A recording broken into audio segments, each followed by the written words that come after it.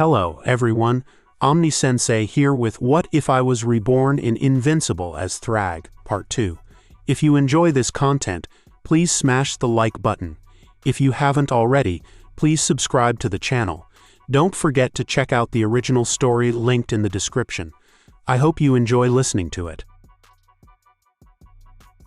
The castle of Viltrum stood silent against the harsh winds of Mount Everest. Inside his throne room, Thragg contemplated the reports from his Viltrumite officers stationed across Earth. The integration was proceeding efficiently, with resistance minimal and diminishing daily as the benefits of Viltrumite rule became increasingly apparent.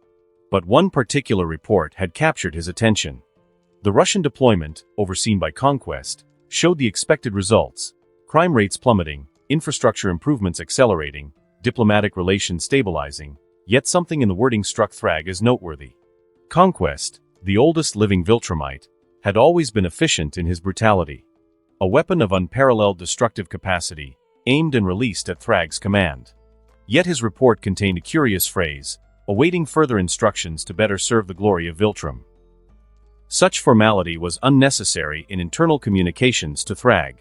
He commanded simplicity, not too formal if unnecessary, something he has done since his new appreciation for it after regaining his first life's memories, where everyone wasn't so stiff around him.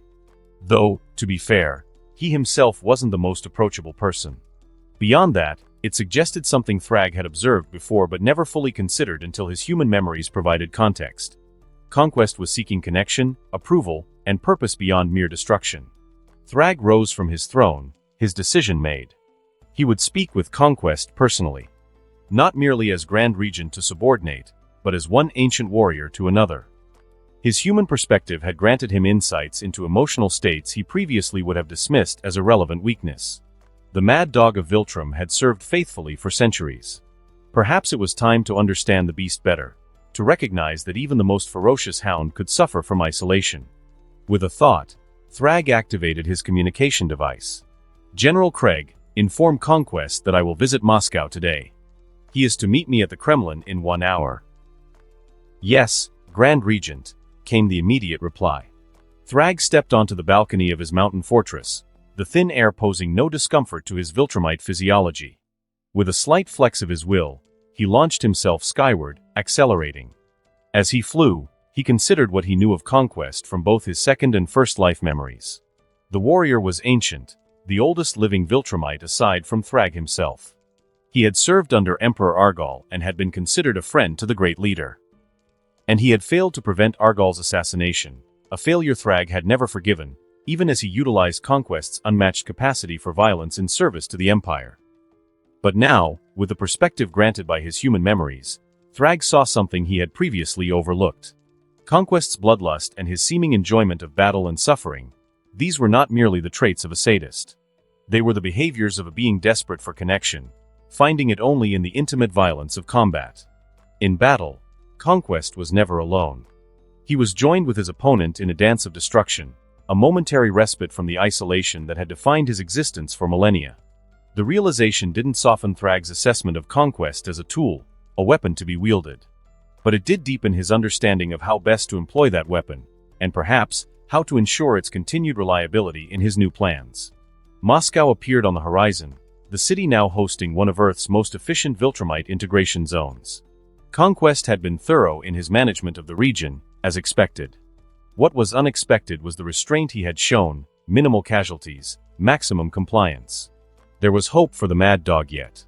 Thragg descended toward the Kremlin, the iconic red walls and golden dome standing in stark contrast to the gray winter sky. As he approached, he spotted a figure hovering above the complex, Conquest, awaiting his arrival as commanded. Even from a distance, Thragg could see the warrior's posture stiffen at his approach, not with fear, but with a reverence that bordered on religious. Conquest had always viewed Thragg with a mixture of awe and absolute submission, recognizing in the Grand Regent a power that dwarfed even his own considerable strength. Thragg landed on the roof of the Grand Kremlin Palace, Conquest immediately dropping to one knee before him, head bowed. "Grand Regent," Conquest said, his gravelly voice carrying the weight of centuries. "You honor Moscow with your presence." "Rise, Conquest," Thragg commanded. "Walk with me." Conquest obeyed instantly, falling into step beside Thragg as they moved across the rooftop. For a moment, neither spoke, the silence broken only by the distant sounds of the city below.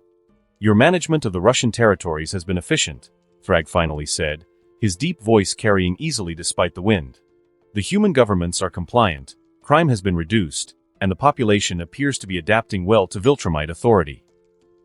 "Thank you, Grand Regent," Conquest replied, his scarred face betraying no emotion beyond the constant simmering intensity that characterized his every moment. "I have followed your directives precisely. Minimal force, maximum compliance." "Indeed. A departure from your usual methods." Conquest's eyes flickered briefly to Thragg's face, then away. "I serve at your pleasure, Grand Regent. If my approach displeases you, it does not," Thragg interrupted. "On the contrary, your adaptation to the new protocols demonstrates valuable flexibility. The question is whether you find this approach satisfying." Conquest seemed momentarily confused by the inquiry. "My satisfaction is irrelevant. I exist to serve Viltrum." Thragg studied the ancient warrior, noting the subtle tension in his massive frame. "You have served longer than any Viltrumite still living, Conquest. Your loyalty is not in question. Your contentment, however, bears consideration." "Contentment." Conquest repeated the word as if it were in a foreign language. "Yes. You were created for war, shaped by millennia of conflict. Yet here you maintain peace. Does this role fulfill your purpose?" Conquest's expression remained carefully neutral. "My purpose is to serve the Empire as directed by its Grand Regent. If you command peace, I shall maintain it. If you command war, I shall wage it." Thragg nodded, turning to gaze out over the Moscow skyline. A diplomatic answer, but not a complete one. For a long moment, Conquest was silent. When he finally spoke, his voice carried a note Thragg had rarely heard from him: uncertainty. "The humans fear me," he said. "As they should. But fear without application creates distance. I find myself isolated among them. They avoid my presence when possible. Even their leaders speak to me only when necessary." "And this bothers you?" Thragg asked, though he already knew the answer. "It is inefficient," Conquest replied carefully. "Fear functions best when balanced with occasional demonstration. Otherwise, it becomes abstract, less effective as a control mechanism." Thragg recognized the evasion for what it was, Conquest translating his emotional response into tactical terms, the only language he felt comfortable using with his superior. "You miss battle," Thragg stated simply. Conquest's massive shoulders tensed slightly. "I serve as commanded." "That is not what I asked." A barely perceptible sigh escaped the ancient warrior. "Yes. I miss it. The clarity of combat. The purpose. The connection." There it was, the admission Thragg had sought. The acknowledgement of the loneliness that drove Conquest's sadism, his tendency to prolong engagements when not directly ordered to conclude them swiftly. "In battle, you are never alone," Thragg observed. "You and your opponent share an intimacy few ever experience. Is that not so?" Conquest looked at Thragg with surprise, clearly not expecting such perception from his leader. "Yes," he admitted after a moment. "There is truth in that observation." Thragg nodded, continuing their walk across the palace rooftop. "You were present for Emperor Argal's reign," he said, changing the subject abruptly. "You knew him personally." Conquest's expression darkened at the mention of the murdered emperor. "I did. He was magnificent. Wise and powerful beyond measure. Until you, Grand Regent, none have approached his greatness." "Yet you failed to protect him," Thragg said, his tone neutral rather than accusatory. "Yes," Conquest acknowledged, genuine regret evident in his voice. "My greatest failure. I should have been there when the traitor struck. I should have died defending him." "Perhaps," Thragg agreed. "But you did not.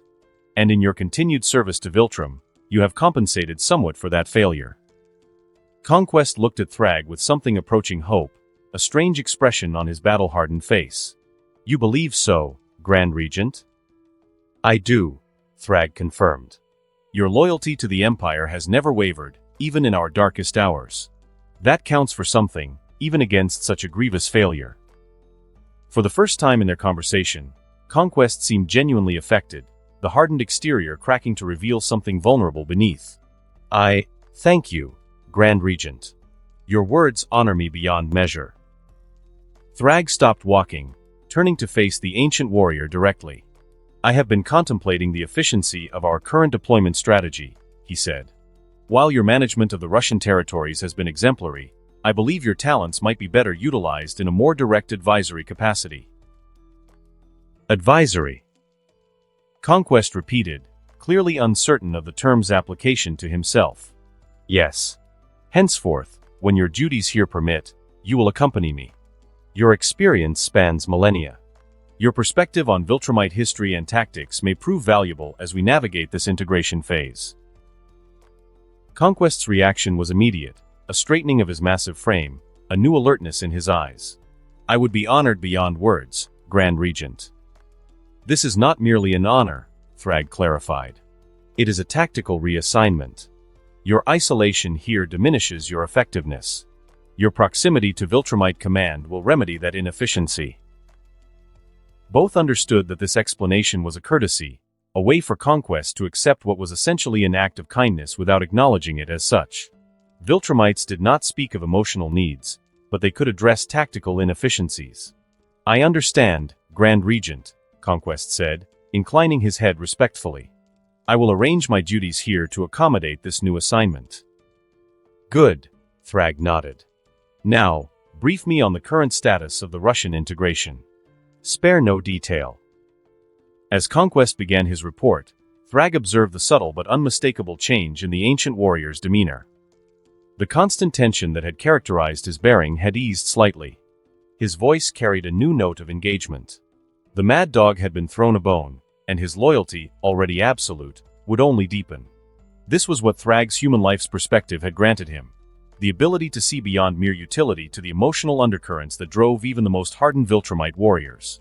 Conquest's loneliness had made him erratic, prone to unnecessary cruelty and tactical inefficiency. By addressing that loneliness, Thragg had not merely shown compassion, a concept he would never have acknowledged, he had improved a valuable asset's functionality. And perhaps, though he would never admit it even to himself, he recognized something familiar in Conquest's isolation. The burden of power, of outliving countless generations, of standing apart from all others by virtue of one's strength. These were experiences they shared, though to different degrees. The human leader, President Volkov, has been particularly cooperative, Conquest was saying. He understands power dynamics better than most of his species. His military background gives him a pragmatic perspective on the new hierarchy. And the population's compliance? Thragg inquired. Improving daily. The medical technology transfers have been particularly effective in securing goodwill. Their cancer and diabetes treatment centers now report a 97% cure rate, up from roughly 30% before our arrival. Thragg nodded with satisfaction. As expected. Humans are practical creatures when survival is concerned. They will accept a new order that demonstrably improves their condition. Yes, though some resistance persists, Conquest reported. Small cells of dissidents, primarily in remote regions.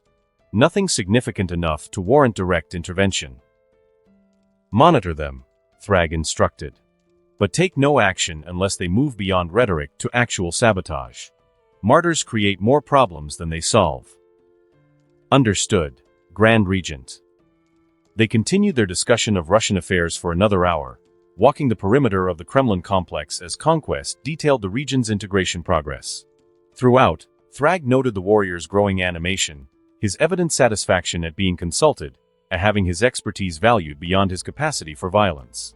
When their business was concluded, Thragg prepared to depart. "You will report to the castle of Viltrum in 3 days," he instructed. "Ensure your responsibilities here are properly delegated before your arrival." "It will be done, Grand Regent," Conquest confirmed, again dropping to one knee in salute. As Thragg launched himself into the sky, he reflected on the interaction.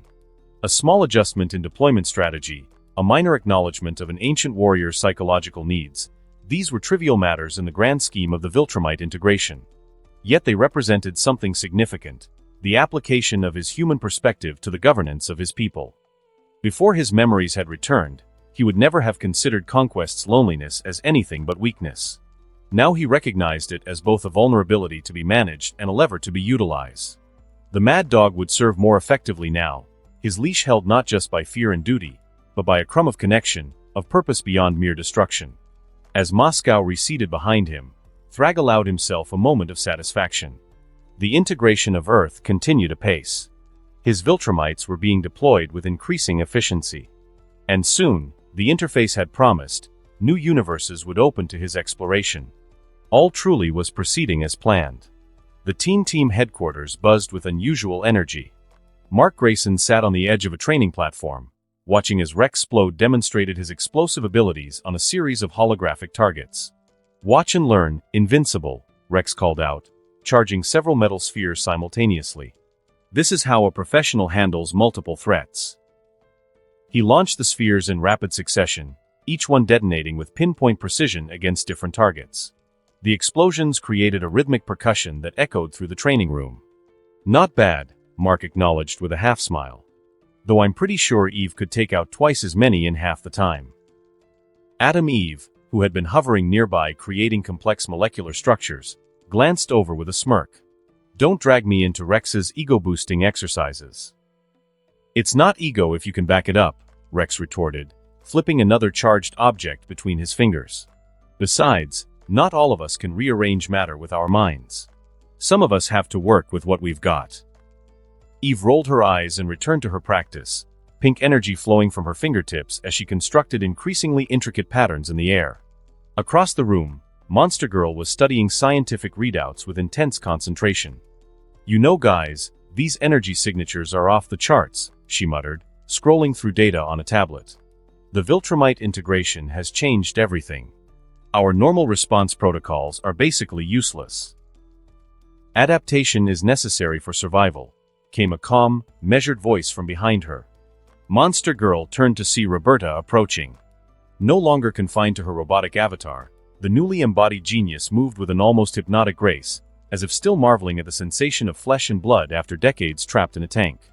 Her new form resembled Eve, the genetic template was unmistakable, but with subtle differences: darker auburn hair, more defined features, a slightly taller frame. She carried herself with a scientist's precision, each movement deliberate and economical. "Still weird seeing you like this," Monster Girl admitted, gesturing vaguely at Roberta's human form. "I mean, good weird. But weird." "The neurological adjustment period has been challenging," Roberta acknowledged, brushing a strand of hair from her face. "Physical sensations are overwhelming after decades of filtered input." Nearby, Duplicate had split into 3 copies, each running different training simulations. The original Kate noticed Roberta and called out, "Hey, robot, sorry, Roberta, how's the new body treating you? Figured out all the fun parts yet?"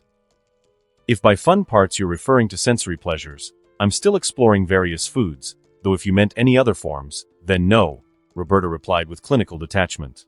"Though I fail to see how that's relevant to our training session." "Still got that personality, I see," one of the Kate duplicates remarked with a laugh. Rex paused his training to stare at Roberta. "Still can't get used to it.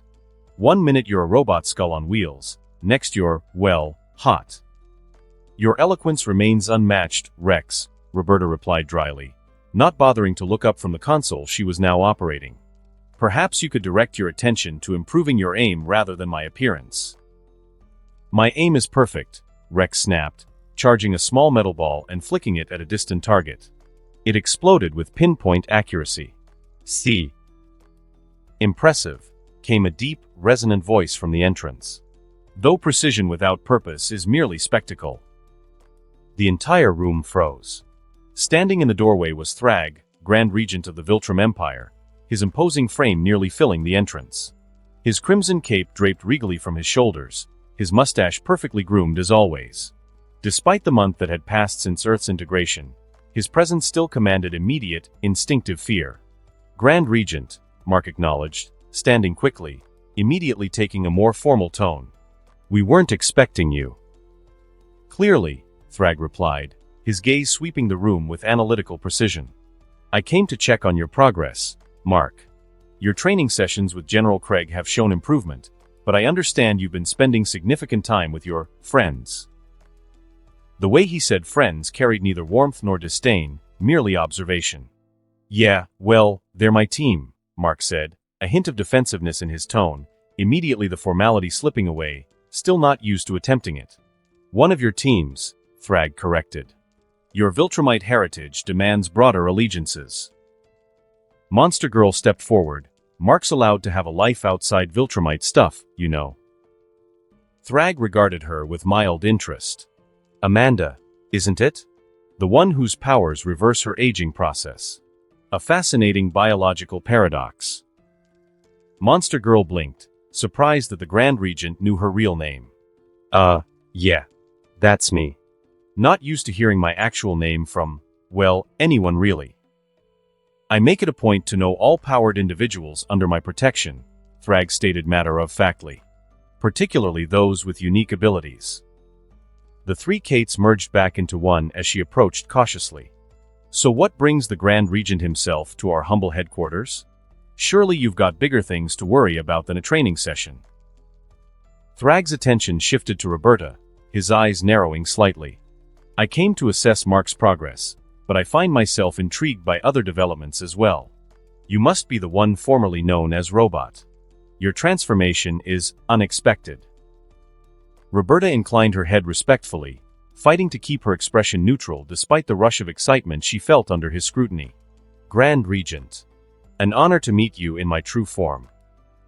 True form is a relative concept to some, Thragg observed, clearly hinting at her method of obtaining her body. Though I understand the desire to escape one's limitations. The method of your transformation is particularly interesting. His gaze lingered on her a moment longer than necessary, as if detecting something unusual that he couldn't quite identify. Roberta felt her heart rate increase and silently cursed her new body's physiological responses. Eve assisted me, she explained, gesturing toward Adam Eve. Her molecular manipulation abilities provided the genetic template for this body. A generous act, Thragg noted, turning his attention to Eve. Compassion is a quality I've observed frequently in you, Samantha Eve Wilkins. Eve shifted uncomfortably under his gaze. Though Roberta's warnings about Viltrumite attitudes toward genetic imperfections had worried her initially, Thragg had shown her nothing but respect over the past month. It seemed like the right thing to do, she said simply. Roberta deserved a chance at a normal life. Normal is subjective, Thragg replied. But freedom from physical limitations is universally valued. The soul transfer, however, that falls outside conventional science. Even Viltrumite understanding. Roberta tensed slightly. The process involved specialized artifacts and techniques I researched extensively. The theoretical framework was sound, though admittedly experimental. And yet successful, Thragg noted. Perhaps you might provide details of this process for our archives. Viltrumites value knowledge, particularly that which expands our understanding of consciousness. Of course, Grand Regent, Roberta agreed, her mind racing with the implications of his interest. I'd be honored to contribute to the Viltrumite knowledge base. Thragg nodded, then turned his attention to Duplicate and Rex, his expression cooling noticeably.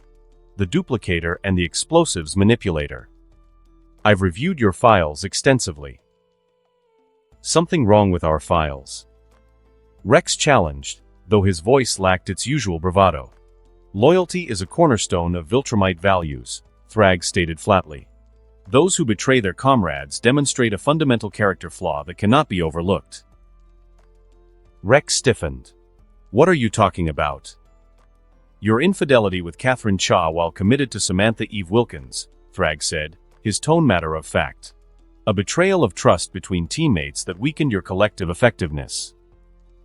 Kate's face flushed with anger and embarrassment. That's none of your business. All matters concerning Earth's-powered individuals are my business, Thragg corrected her, his voice remaining calm but carrying an undercurrent of authority that made Kate take an involuntary step back. Particularly those who associate with Mark Grayson. You can't just come in here and judge our personal lives, Kate protested, though her duplicates remained unformed, a sign of her nervousness. I do not judge your personal lives, Thragg clarified. I assess factors that impact operational efficiency. Betrayal between teammates introduces variables that compromise mission integrity. Eve couldn't suppress a small, satisfied smile at seeing Rex and Kate squirm under Thragg's disapproval. The Grand Regent had just articulated what no one else had been willing to say directly, that their betrayal had real consequences beyond just her hurt feelings. Rex's hands began to glow slightly, a nervous habit when he felt threatened. Look, what happened between me, Eve, and Kate was complicated. Betrayal is never complicated, Thragg interrupted. It is a simple failure of character. With all due respect, Grand Regent, Rex said, struggling to keep his voice steady, you can't just walk in here and start criticizing relationships you know nothing about. Thragg's eyes narrowed almost imperceptibly. I can, and I have. However, my purpose here is not to dwell on past failures but to ensure future successes. Earth's integration requires powered individuals who understand the importance of loyalty and discipline. So what, you're here to give us relationship advice? Kate asked, her tone bordering on insolent despite her obvious fear. I am here to evaluate the team dynamics surrounding Mark, Thragg replied coldly. What I've observed is concerning. Betrayal of trust indicates a fundamental weakness that could manifest in combat situations. That's not fair, Rex protested. What happened between us has nothing to do with how we perform in the field. Everything has to do with performance in the field, Thragg countered. Character flaws do not remain compartmentalized. They bleed into all aspects of behavior. The tension in the room was palpable. Rex looked like he wanted to argue further but was visibly restraining himself, aware of the potential consequences of antagonizing the Grand Regent. Mark cleared his throat. So, you came to check on my training? Partially, Thragg acknowledged, shifting his attention back to Mark with what almost looked like relief. Your progress has been adequate, though your time management requires improvement. We've been working on some pretty complex scenarios, Mark explained, gesturing toward the training area. Combining our powers in new ways. Show me, Thragg commanded, folding his arms across his chest. Mark glanced at Eve, who nodded and moved to his side.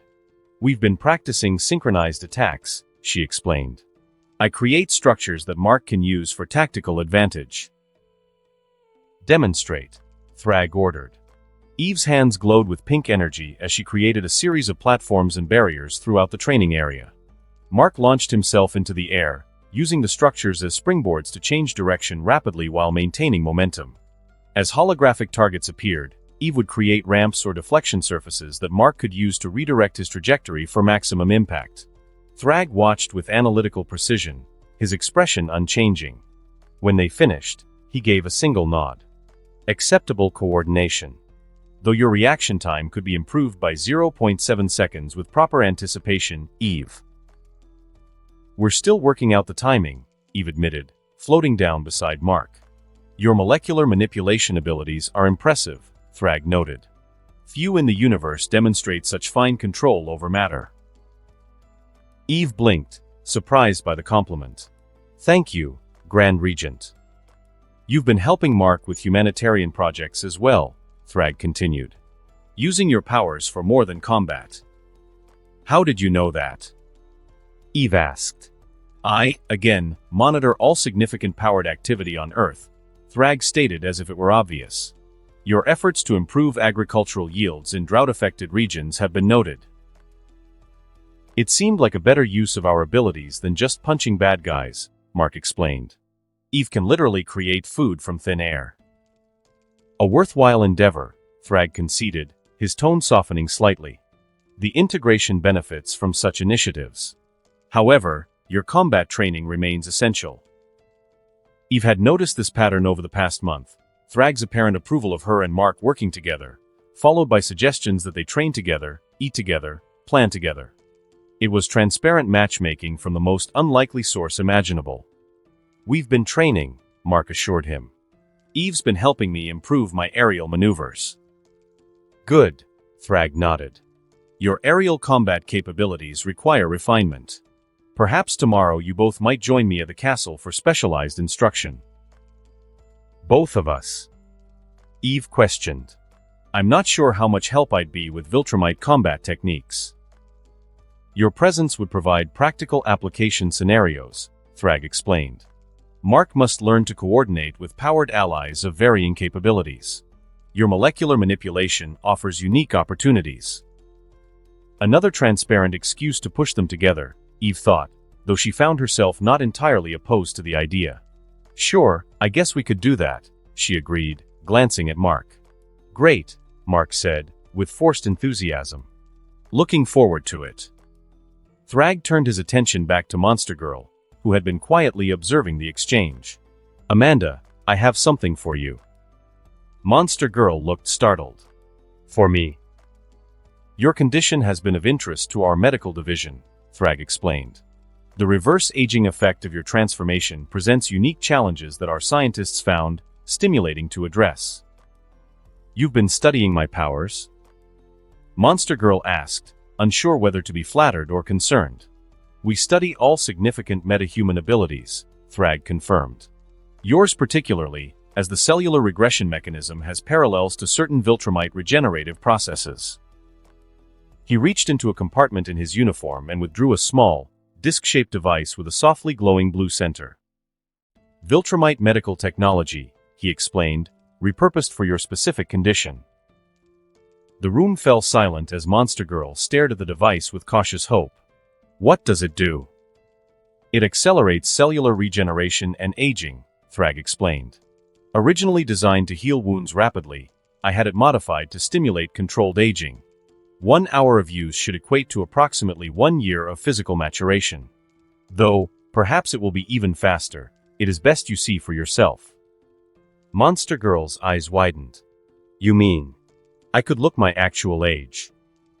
Precisely, Thragg confirmed.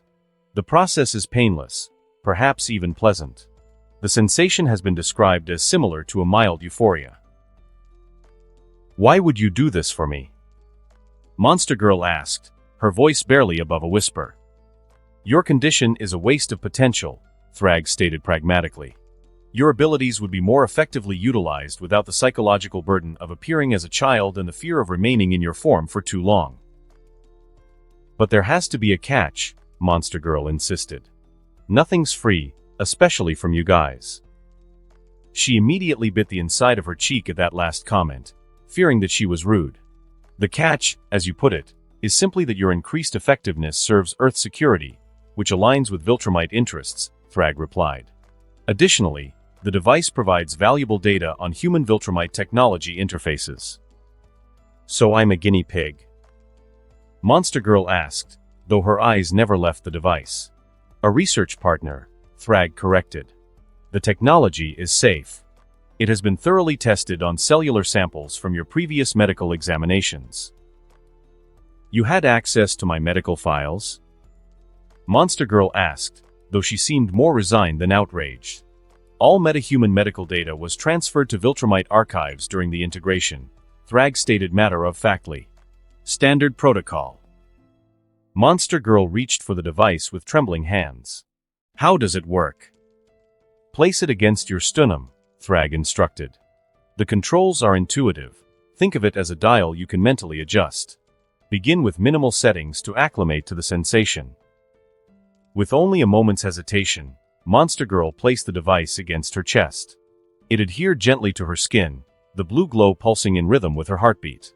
Almost immediately, her expression changed to one of wonder. Oh, she breathed. That feels weird, but good. Kind of like being in a hot tub, but from the inside. The sensation is normal, Thragg assured her. Your cellular structure is accelerating its natural processes. Before their eyes, subtle changes began to manifest. Monster Girl's features matured slightly, her height increasing by perhaps half an inch. The process was gradual but unmistakable. I can feel it working, she said, her voice thick with emotion. I can actually feel myself getting older. Remarkable, Roberta murmured, studying the device with obvious scientific interest. The cellular acceleration is perfectly controlled, no signs of degradation or cancer risk. Viltrumite medical technology surpasses human understanding by several centuries, Thragg stated without pride, merely as fact. This is a relatively simple application. After a few minutes, Monster Girl deactivated the device, but the changes remained. She looked perhaps a year older, still young, but noticeably different. This is... Monster Girl struggled to find words, her fingers tracing her slightly changed features. Thank you. I don't know how to dash your gratitude is unnecessary, Thragg interrupted. Your abilities are an asset to Earth's defense. This merely optimizes your effectiveness. Still, Monster Girl insisted, thank you, Grand Regent. This means more than you could know. Thragg regarded her for a moment, then did something unexpected. He reached out and briefly ruffled her hair, a gesture so incongruously gentle from the imposing Viltrumite that everyone in the room seemed to freeze. Use it wisely, he said, his deep voice slightly softer than before. Rapid aging has its own consequences. I recommend no more than 1 year per day to allow your mind to adjust to the physical changes. The simple, instinctive gesture triggered something in Thragg, a memory so ancient he had almost forgotten it existed. Flashback. Thragg had been born the most gifted Viltrumite in history. From birth, he had been identified as the one destined to be the strongest of their race. His parents, faces he could no longer recall with clarity after seeing them fewer than a dozen times before their deaths in battle, had surrendered him to the state for training. The general of that era had overseen his development personally, a regimen of constant combat and strategy that left no room for weakness or affection. Thragg had never known a gentle touch until Emperor Argal visited the training facility. So this is the prodigy, Argal had said, studying the young Viltrumite with keen interest. Thragg had stood at attention, as he had been taught, showing neither fear nor pride. Emperor. Argal had smiled, a genuine expression rarely seen on Viltrumite faces. At ease, young one. Tell me, what do you think of our empire? The question had confused Thragg. No one had ever asked for his opinion before. It is strong, Emperor. Strong, yes. But is strength enough? What should strength serve, Thragg? Again, confusion. Victory, Emperor. And what should victory serve? Argal had pressed. Thragg had no answer. The concept that victory might serve something greater had never been presented to him. Argal had nodded, as if the silence was answer enough. Something to consider, perhaps. Then, before departing, he had reached out and ruffled Thragg's hair, a casual gesture of affection that had left the young Viltrumite stunned. It was the first time he had experienced warmth that wasn't another's blood on his skin. Thragg wasn't naive. Even then, he had understood that Argal sought to secure his loyalty. But that didn't mean the kindness was false. The Emperor had seen something in him worth nurturing, not just as a weapon but as a person. In the years that followed, Argal had become the closest thing to a father Thragg had ever known, in the limited, distant way Viltrumites understood such relationships. When Argal was assassinated, something in Thragg had hardened permanently. The rage had consumed him, driving him to maintain the purity and strength of the Viltrumite race at all costs. Until his memories of his human life returned, a brief existence, but one filled with warmth and emotion that had somehow affected him more deeply than thousands of years of cold discipline. Thragg withdrew his hand from Monster Girl's head, his expression unreadable as he pushed the memory aside. So, not to sound ungrateful or anything, Rex ventured, breaking the awkward silence, but are we all getting cool Viltrumite tech, or is this a special case? Thragg's gaze shifted to Rex, the momentary softness vanishing entirely. Viltrumite technology is distributed based on need and strategic value. Monster Girl's condition presented a specific problem with a specific solution. Right, Rex backpedaled quickly. Just asking. I have a question, if I may, Roberta interjected, her scientific curiosity evidently overriding her caution. The cellular acceleration technology, does it have applications for other biological processes? Healing wounds you've already not, but is there perhaps applications for extension of lifespan? It does, Thragg confirmed. Though human cellular structures typically cannot withstand extended manipulation without degradation. Your new body, however, with its enhanced molecular stability courtesy of Eve's genetic contribution, might prove more resilient to such applications. Fascinating, Roberta murmured, her eyes betraying more interest than she likely intended to show. I would be very interested in studying this technology further. Perhaps that can be arranged, Thragg replied, studying her with renewed interest. Your background in robotics and now your unique perspective as a transferred consciousness make you uniquely qualified for certain research initiatives. Eve noticed the exchange with a slight frown. There was something in Roberta's manner, a barely concealed eagerness, that reminded her of their conversation about Viltrumite attitudes toward genetic defects. Had Roberta been right about the potential danger, or was she manipulating the situation for her own purposes? "Mark," Thragg said, turning his attention back to the young half-Viltrumite. "I expect you at the castle tomorrow like every previous time at 6 o'clock hours. We will begin with aerial combat maneuvers in the upper atmosphere." "Upper atmosphere?" Mark repeated. "Like, near space." "Precisely," Thragg confirmed. "Viltrumites must be proficient in all environments. Eve, your presence would be beneficial to his training. Your molecular manipulation can create unique combat scenarios that will challenge his adaptability." Eve nodded. "I'll be there." "Good," Thragg said with a nod of approval. "Your coordination shows promise. With proper development, you could become a formidable unit." "We're just friends," Mark blurted out, then immediately looked embarrassed. Thragg raised an eyebrow. "I was referring to your combat effectiveness, but your clarification is informative." Eve felt her cheeks warm as Rex snickered behind her. Whatever their relationship status, Roberta interjected smoothly, their power synergy is indeed remarkable. Mark's raw strength combined with Eve's precision creates possibilities neither could achieve alone. "Precisely," Thragg agreed. "Effective partnerships maximize individual potential. This principle applies across all domains." His emphasis on the word all was subtle but unmistakable, causing Mark to shift uncomfortably. "Before I depart," Thragg continued, "I should note that the team's operational parameters will need adjustment in light of the new global security framework. As Earth's integration progresses, coordinated response protocols become essential." "You mean you want to control how we operate?" Kate translated, her arms crossed defensively. "I mean that fragmented, uncoordinated superhuman activity is inefficient and potentially counterproductive," Thragg corrected. "The Guardians of the Globe have already implemented the new protocol successfully." "The Guardians have a Nissa breathing down their necks," Rex pointed out. "We've been operating independently." "An oversight that will be corrected," Thragg stated. "Expect a Viltrumite liaison to be assigned to your team within the week." "Wait, we're getting our own babysitter?" Rex protested. "That's not a babysitter," Thragg interrupted. "A coordinator to ensure your activities align with global security priorities. Consider it an upgrade in your operational status.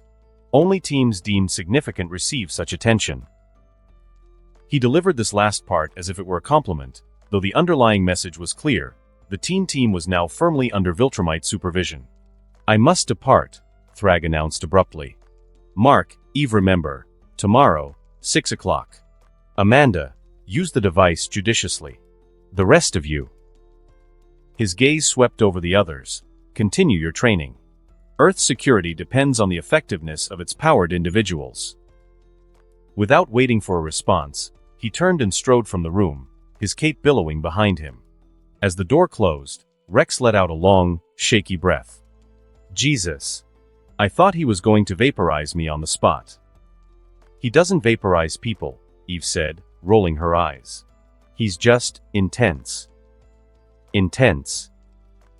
Kate scoffed, still clearly rattled. "He's terrifying. And what was that about loyalty? Like he has any right to judge us." "He's the Grand Regent of the Viltrum Empire," Roberta pointed out, her eyes still fixed on the door where Thragg had exited. "Judging is literally his function." "Well, his function can stay out of my personal life," Kate muttered, though not loudly enough that it might carry beyond the room. Monster Girl was still touching her face, marveling at the subtle changes. "He gave me a way to be myself again," she said quietly. "Whatever else he is, he didn't have to do that." "Don't be naive," Rex warned. "Everything these guys do has an angle. They're not giving out gifts from the goodness of their hearts." "Maybe not," Monster Girl conceded. "But does it matter?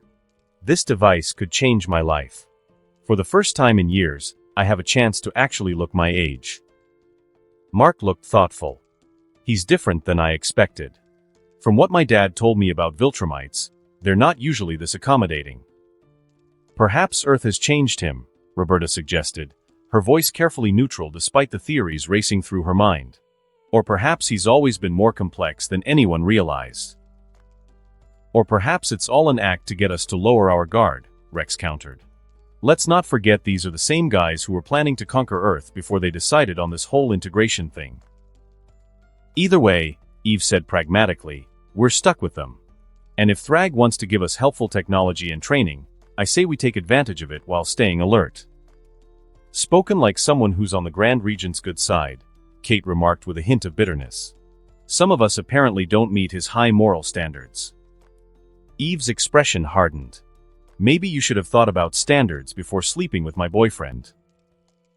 Ex-boyfriend, Rex corrected automatically, then winced as both women glared at him. Sorry, not helping. This is exactly the kind of internal conflict Thragg was referring to, Roberta observed clinically. Personal grievances compromising team cohesion. Thanks for the analysis, robot, Kate snapped. Glad to see getting a hot body didn't give you any actual human empathy. Enough. Mark intervened, stepping between them. This is exactly what Thragg wants, us divided and at each other's throats. Whatever his game is, we need to stay united. Though as he said the words, he immediately felt regret, not really understanding why. He was right, wasn't he? The Viltrumites didn't truly care about them. Thragg didn't care about him. Yet remembering the subtle moments of care he's been beginning to notice, made the words feel like ash in his mouth. Mark's right, Monster Girl agreed, still examining her slightly more mature features in a reflective panel. We can use what the Viltrumites offer without buying into their agenda. But we have to work together. Though internally to her, the words felt more hollow. Her mind still focused on finally being able to live her life again, and the warm gesture he gave her as he ruffled her hair. As the others continued discussing the unexpected visit, Roberta turned away to hide the calculating look in her eyes. Thragg's interest in her transformation had been evident, if carefully concealed. The soul transfer, a concept beyond conventional Viltrumite science, had clearly intrigued him. It was a connection, however small. A starting point. Outside the Teen Team headquarters, Thragg soared upward, accelerating to speeds that would have torn the atmosphere had he not carefully modulated his ascent. The interaction with the young heroes had been productive, particularly his assessment of Mark's companions and the gift to Monster Girl, which would cement her loyalty far more effectively than any threat could have. But the unexpected memory of Argal had disturbed him more than he cared to admit. The past was irrelevant, only the future of the Viltrumite race mattered now. Yet as he flew toward his mountain fortress, Thragg found himself wondering what Argal would think of his current path. Would the Emperor truly approve of his methods? Of his goals? For the first time in centuries, Thragg allowed himself to consider that question without immediately dismissing it as weakness. Perhaps that, more than anything, was the true measure of how much he had changed by remembering being human. Abdullah's alarm blared at 4:30 a.m., as it had every morning for the past 5 years. He silenced it quickly, not wanting to wake his parents in the adjacent bedroom of their small apartment. The walls were thin, and his father needed every minute of sleep he could get. The pain kept him awake most nights. With practiced efficiency, Abdullah dressed in the dark. At 23, he should have been in his final year of university. Instead, he was preparing for another day of his third attempt at completing high school while juggling 2 part-time jobs. His large frame moved with surprising grace for someone of his size, having learned long ago how to navigate the cramped apartment without making noise. In the kitchen, he prepared a simple breakfast for himself while measuring out his father's morning medications. 8 pills of varying sizes and colors, each addressing a different symptom of Ibrahim's numerous health conditions. Diabetes, hypertension, heart disease, sorrow. The missing leg was just the most visible of his father's ailments. As he arranged the pills in the weekly organizer, Abdullah's mind wandered to the calculus problem his teacher had presented yesterday. The solution had come to him immediately, a simple application of the chain rule with a clever substitution, but he had remained silent.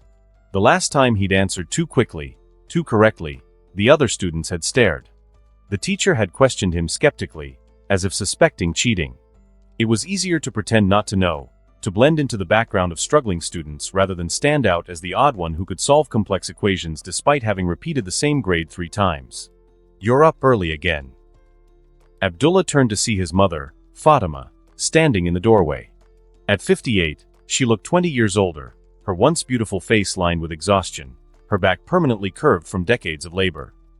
Yet her eyes remained kind, filled with the unwavering love that had sustained their family through years of hardship. "I wanted to get his medications ready before I left," Abdullah explained, gesturing to the pill organizer. "And I need to stop by the pharmacy today. His insulin is running low." "I can do that," Fatima insisted, moving to the stove to prepare her husband's breakfast. "You need to focus on your studies, Abdullah. We've talked about this." "It's on my way to work," he countered gently. "And I've already finished the assignments for the week. Mr. Patterson doesn't give us much homework." Fatima sighed, a sound Abdullah knew all too well, resignation mixed with worry and a mother's endless concern. "You can't keep doing this, my son. Your father and I won't be around forever. You need to build your own life." It was an old argument, one they'd had countless times. Abdullah knew every word by heart, could recite his mother's concerns and his own responses like lines from a well-rehearsed play. Instead of continuing the familiar script, he kissed her cheek and said, "I'll be home by 3 to help with his physical therapy." Abdullah I promise I'll work on my college applications this weekend," he added, though both knew it was unlikely. College applications required money they didn't have, for an education he couldn't afford to pursue, leading to a future he couldn't imagine while his parents needed him. Before she could respond, a deep, strained voice called from the bedroom. "Is that my son I hear planning his life around an old cripple again?" Abdullah moved quickly to his father's room, finding Ibrahim struggling to sit up in bed. At 62, the once robust construction foreman had been reduced to a shadow of himself. The right leg ended abruptly mid-thigh, the amputation a last resort after an infection had threatened his life 3 years ago. What remained of his muscular frame had softened with inactivity, his body swollen with fluid retention from his failing kidneys. "Good morning, Baba," Abdullah said, helping his father to a sitting position.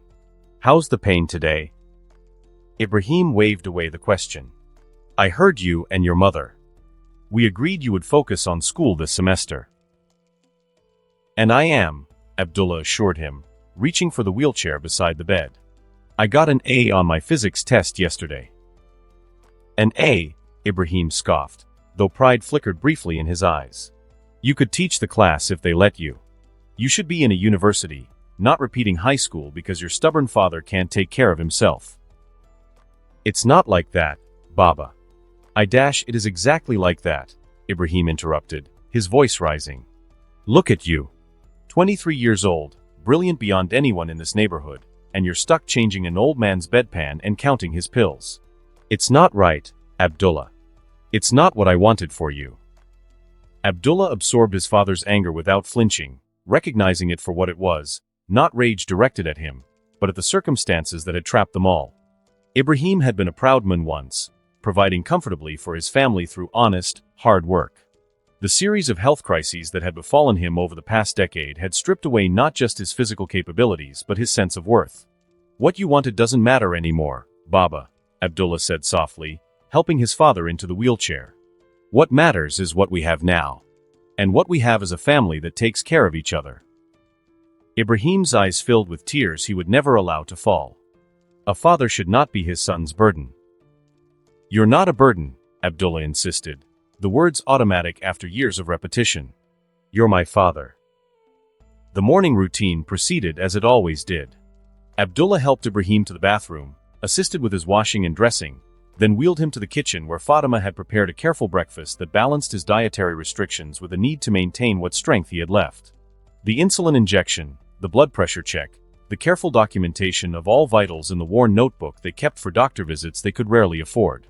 Through it all, Abdullah moved with practiced efficiency, his large body, once athletic but now soft from stress eating and lack of exercise, navigating the small spaces with a precision born of necessity.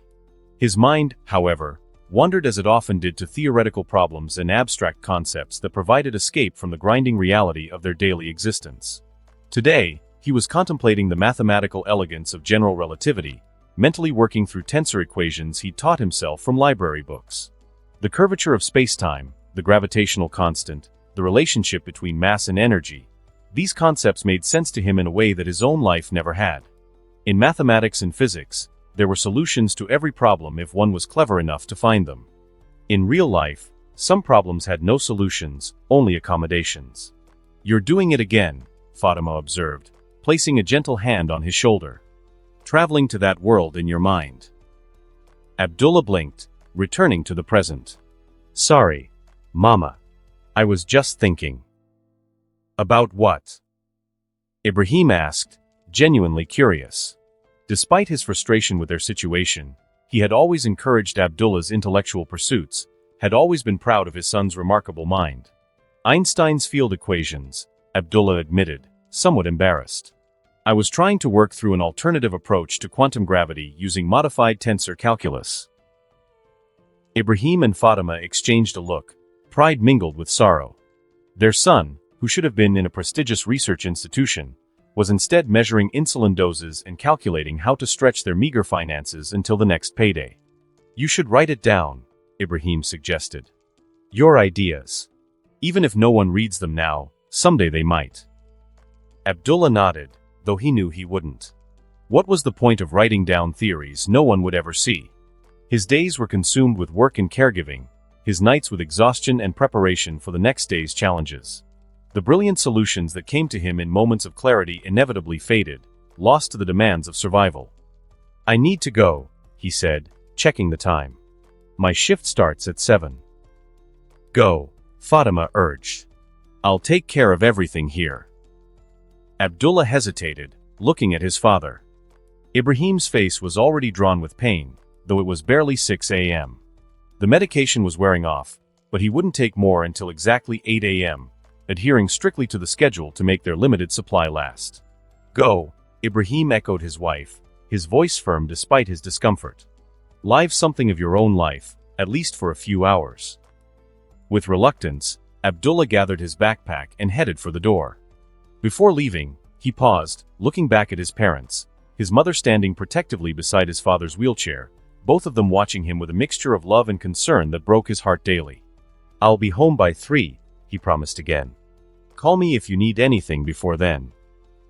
"We won't," Ibrahim assured him, though all three knew that wasn't true. There would be at least one call, probably more, a prescription that needed refilling, a doctor's appointment that had been moved up, a problem with a wheelchair or the specialized bed or any of the numerous medical devices that kept Ibrahim alive but constantly threatened to fail. Outside, the early morning air was cool against Abdullah's face. April in their Midwestern city brought unpredictable weather, but today promised to be pleasant. He walked quickly toward the bus stop, calculating mentally how long each leg of his journey would take. Work from 7 to noon at the grocery store, classes from 12:30 to 2:15, then home to help with his father's physical therapy at 3 o'clock. After dinner, he would start his second job, data entry that he could do from home while monitoring his father's condition. The bus was late, as usual.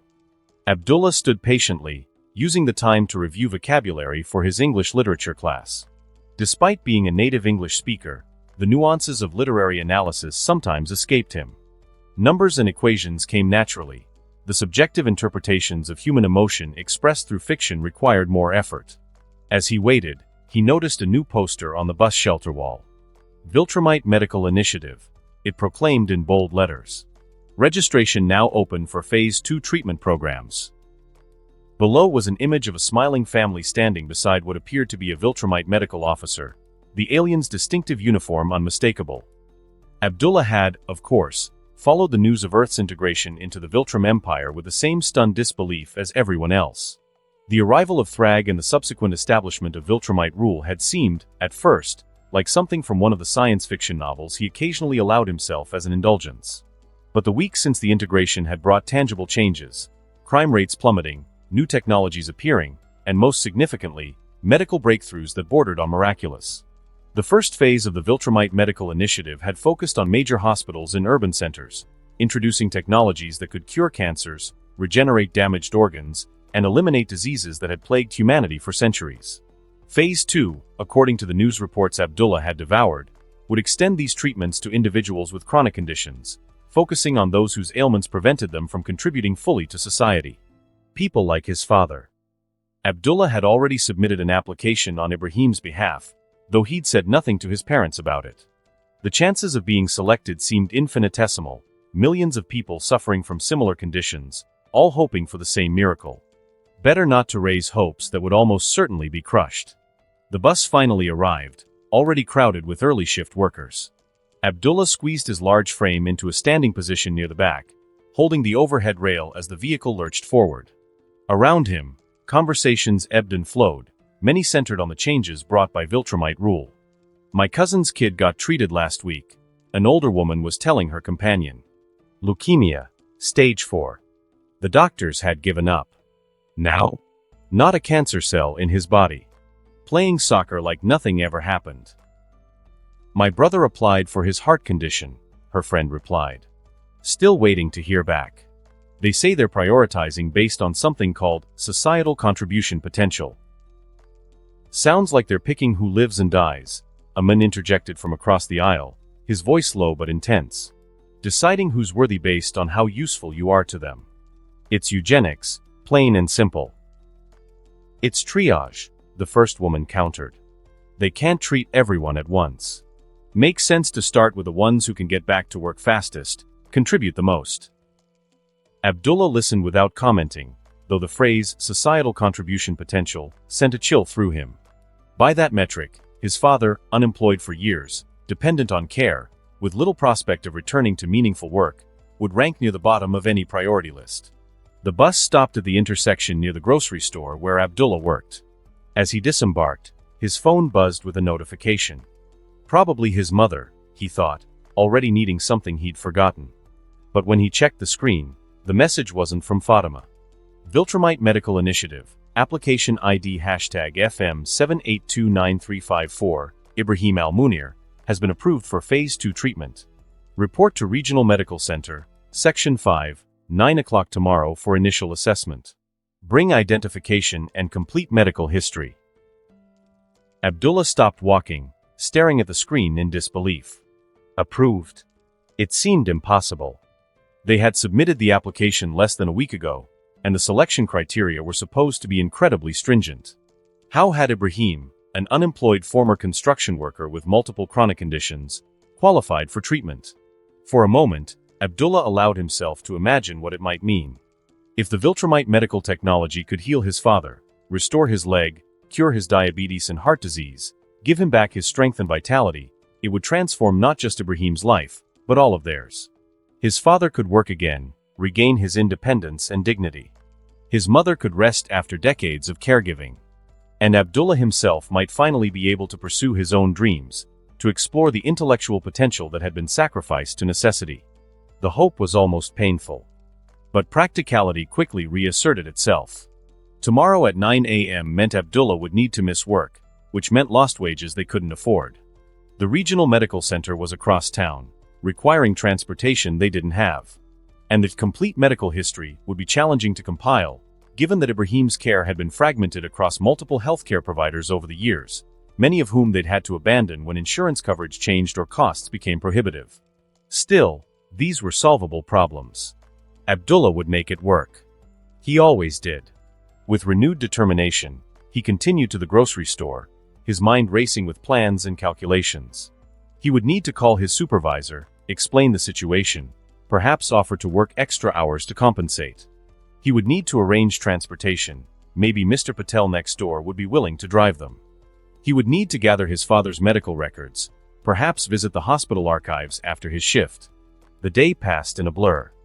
Abdullah worked his shift at the grocery store with mechanical efficiency, his body performing the familiar tasks while his mind focused on the logistics of tomorrow's appointment. During his lunch break, he called the number provided in the notification and confirmed the details. Yes, Ibrahim Al-Munir was scheduled for assessment. Yes, transportation could be provided if needed. Yes, the Viltrumite medical officers had access to centralized health records, bringing what documentation they had would be sufficient. By the time Abdullah arrived home, slightly earlier than planned, he had organized everything. What he hadn't prepared for was his father's reaction. "Absolutely not," Ibrahim declared when Abdullah explained about the appointment. I won't be some alien experiment. Baba, this is a chance to get better, Abdullah pleaded. The Viltrumite treatments are working. People are being cured of conditions far worse than yours. And what do these Viltrumites want in return? Ibrahim demanded. Nothing comes without a price, my son. Nothing. The integration agreement is a piece of paper signed by politicians who had no choice, Ibrahim interrupted. These aliens have conquered our world, Abdullah. They may call it integration, they may bring their miraculous cures and their advanced technology, but make no mistake, we are subjects now, not citizens. What does it matter if it means you can walk again? Abdullah asked, frustration edging into his voice. If it means you don't need dialysis, don't need insulin, don't live in constant pain? Ibrahim's expression softened slightly. My son, do you think I wouldn't give anything to be whole again? To provide for my family as I once did? To see you free to pursue your own life instead of caring for a broken old man? But at what cost? What will these Viltrumites demand once they've fixed me? Nothing, Abdullah insisted. The treatments are part of the integration agreement. There are no additional obligations. There are always obligations, Ibrahim countered. Perhaps not stated in contracts, but implied in the relationship between benefactor and recipient. I would be indebted to them, Abdullah. We all would be. Fatima, who had been listening silently, finally spoke. Ibrahim, we have always taught our son to judge actions, not origins. If these Viltrumites can heal you, does it matter that they are not from Earth? Does it matter what their motivations might be? It matters if accepting their help makes us complicit in our own subjugation, Ibrahim argued. And what about our subjugation to poverty and illness? Fatima countered, with unusual sharpness. What about Abdullah's subjugation to a future limited by our needs? Is that preferable because it comes from familiar sources? Ibrahim had no immediate response to that. He looked at his wife, the woman who had stood by him through prosperity and poverty, health and illness, never wavering in her commitment despite the toll it had taken on her own well-being. I have watched you suffer for too long, Fatima continued, her voice gentler now. I have watched our son sacrifice his potential to care for us. If these aliens can change that, I welcome them, whatever their ultimate intentions. Abdullah observed the exchange with a mixture of hope and caution. His parents rarely disagreed, and when they did, it was usually his mother who deferred to his father's judgment. This departure from their usual dynamic underscored the significance of the opportunity before them. The appointment is tomorrow, he said quietly. Transportation will be provided. All we need to do is be ready at 8:30 a.m. Ibrahim looked from his wife to his son, seeing in their expressions a determination he hadn't witnessed in years. Finally, he sighed. Very well. I will go to this assessment. But I make no promises about accepting whatever treatment they propose. It was enough. Abdullah knew his father well enough to recognize that this concession represented a major shift. Ibrahim's pride had been a formidable obstacle for years, preventing him from accepting help from many sources. That he would even consider Viltrumite intervention spoke volumes about the impact of his wife's words. The rest of the evening was spent gathering what medical records they had, preparing Ibrahim's medications for the next day, and discussing what questions they should ask during the assessment. Despite his initial resistance, Ibrahim became increasingly engaged in the preparations, perhaps allowing himself to hope for the first time in years. Abdullah slept little that night, his mind too active with possibilities and concerns. By morning, he was exhausted but alert, running on the familiar fuel of necessity and determination. The Viltrumite transport arrived precisely at 8:30 a.m., a sleek, silent vehicle that hovered slightly above the street outside their apartment building. The driver, a human wearing a uniform with Viltrumite insignia, helped Ibrahim into the specially designed seating area that accommodated his wheelchair without requiring him to transfer. The journey will take approximately 20 minutes, the driver informed them. Regional Medical Center, Section 5 is dedicated exclusively to the Viltrumite Medical Initiative. You will be met by a processing team upon arrival. The vehicle moved with incredible smoothness, accelerating to speeds that should have been impossible in urban traffic yet somehow navigating without disruption. Through the windows, Abdullah observed their city from a new perspective, noting changes that had appeared since the integration. Viltrumite flags flew alongside American ones from government buildings. Construction projects with unfamiliar architecture had sprung up in previously vacant lots. And everywhere, there were signs of increased order, cleaner streets, absent of the petty crime that had once been commonplace, traffic flowing with unprecedented efficiency. The regional medical center had been transformed. What had once been a typical American hospital now featured additions that clearly incorporated Viltrumite design, sleek, geometric structures that seemed to defy conventional engineering, materials that gleamed with an almost luminous quality in the morning sun. Section 5 occupied what appeared to be an entirely new wing, its entrance marked with a now familiar Viltrumite medical symbol, a stylized double helix intertwined with what Abdullah assumed was the Viltrumite equivalent. As promised, they were met immediately upon arrival by a processing team, 3 humans and 1 Viltrumite, the latter immediately distinguishable by his imposing height and physique despite wearing the same medical uniform as his human colleagues. Ibrahim al-Munir? The Viltrumite inquired, his voice surprisingly gentle for someone of his stature. Yes, Ibrahim confirmed, his earlier resistance now tempered by nervous anticipation. I am Medical Officer Terius, the Viltrumite introduced himself. I will be overseeing your assessment and treatment plan. These are my human colleagues, Drs. Chun, Okafor, and Rodriguez. They have been trained in Viltrumite medical protocols and will assist throughout the process. Abdullah was struck by the Viltrumite's manner, professional but not cold, authoritative but not intimidating. It contradicted the image of harsh conquerors that many humans still held of their new rulers. We've reviewed your medical history, Terius continued, gesturing for them to follow as he led the way into the facility. Your case presents several interesting challenges, but all well within our treatment capabilities. The interior of Section 5 bore little resemblance to a traditional hospital. The spaces were open and filled with natural light, the equipment unfamiliar but somehow less intimidating than conventional medical machinery. There were no beeping monitors, no harsh fluorescent lighting, no smell of antiseptic, just quietness and an atmosphere of calm purpose. They were led to a private assessment room where Ibrahim's vital signs were recorded using devices that required no physical contact, just a brief scan that displayed his complete physiological status on a 3-dimensional projection. Remarkable, Dr. Chin commented, studying the display. The Viltrumite diagnostic system detects issues our most advanced imaging would miss entirely.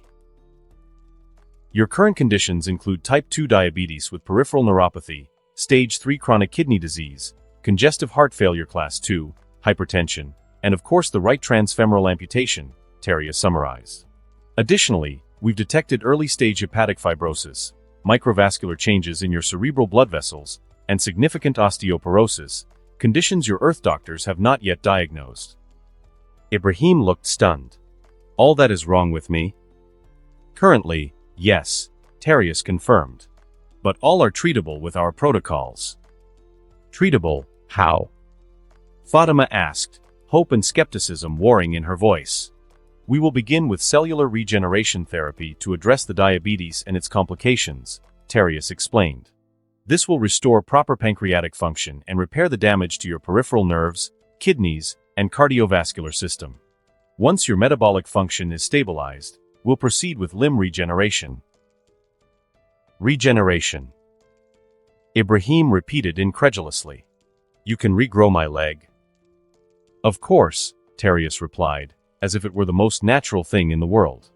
The process takes approximately 72 hours for complete regeneration, followed by a rehabilitation period to ensure proper neural integration and muscular development. Abdullah, who had been listening intently while mentally evaluating the scientific principles that might enable such treatments, finally spoke. What's the success rate for these procedures? Terius turned to him, seeming to truly notice him for the first time. For metabolic reconditioning, 99.8% complete resolution. For limb regeneration in cases like your father's, where the amputation is less than 5 years old, 99.3% complete functional recovery. The statistics were astounding, far beyond anything Earth medicine could claim for even the most basic treatments. And the risks? Abdullah pressed. Minimal, Terius assured him. The most common side effect is increased appetite during the regenerative phase, as the body requires additional calories to support new tissue growth. Some patients report unusual sensations, phantom limb sensations in reverse, essentially, as the new limb develops. But serious complications are exceedingly rare. What about payment? Fatima asked hesitantly. Our insurance—the Viltrumite Medical Initiative is not governed by your insurance systems, Terius interrupted gently. There is no direct cost to the patient. The treatments are provided as part of the integration agreement between Earth and the Viltrum Empire. Ibrahim, who had remained skeptical despite his agreement to attend the assessment, finally asked the question that had clearly been troubling him. And what does the Viltrum Empire expect in return for this generosity? Terius regarded him thoughtfully. A reasonable question. The official answer is that healthy, productive citizens benefit the Empire as a whole. Earth is now part of Viltrum, and Viltrum takes care of its own. And the unofficial answer? Ibrahim pressed. A slight smile touched Terius's face. Unofficially? Grand Regent Thragg believes that demonstrating the benefits of integration is more effective than enforcing compliance through fear. Healing your people's illnesses, eliminating hunger and poverty, providing advanced technology, these create loyalty more lasting than any threat could generate. Pragmatic, Abdullah observed. Indeed, Terius agreed. But effective nonetheless.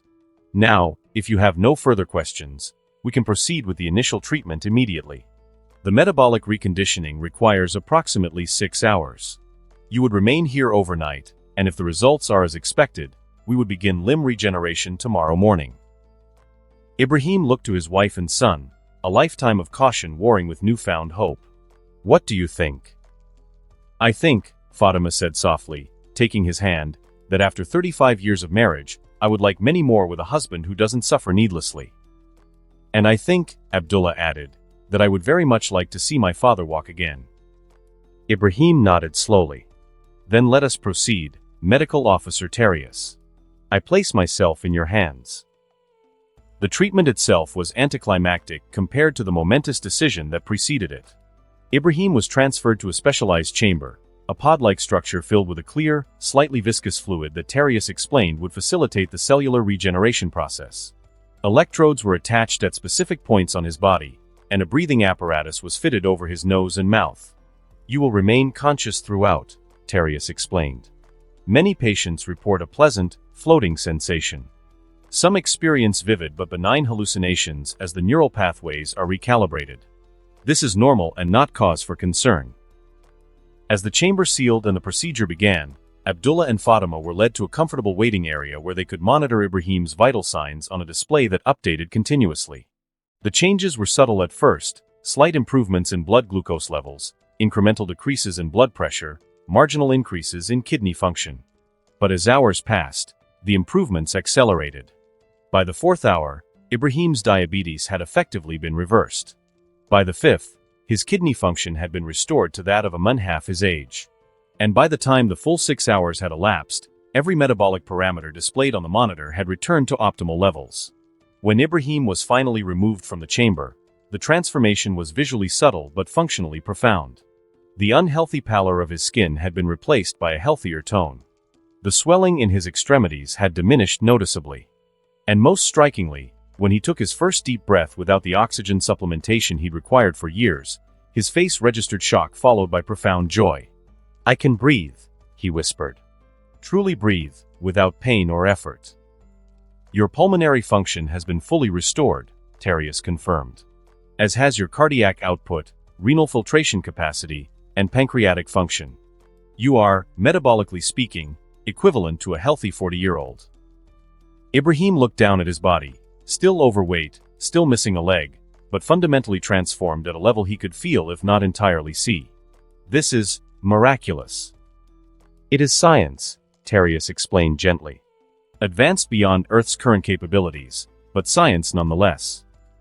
Abdullah, who had been watching with a mathematician's appreciation for the precision of the treatment, found himself overwhelmed by emotion. For years, he had watched his father's gradual decline, had witnessed the erosion of Ibrahim's strength and dignity, had felt powerless to stop the inexorable progression of his illnesses. And now, in a single day, those illnesses had been erased as if they had never existed. Thank you, he said to Terius, the words entirely inadequate to express the depth of his gratitude.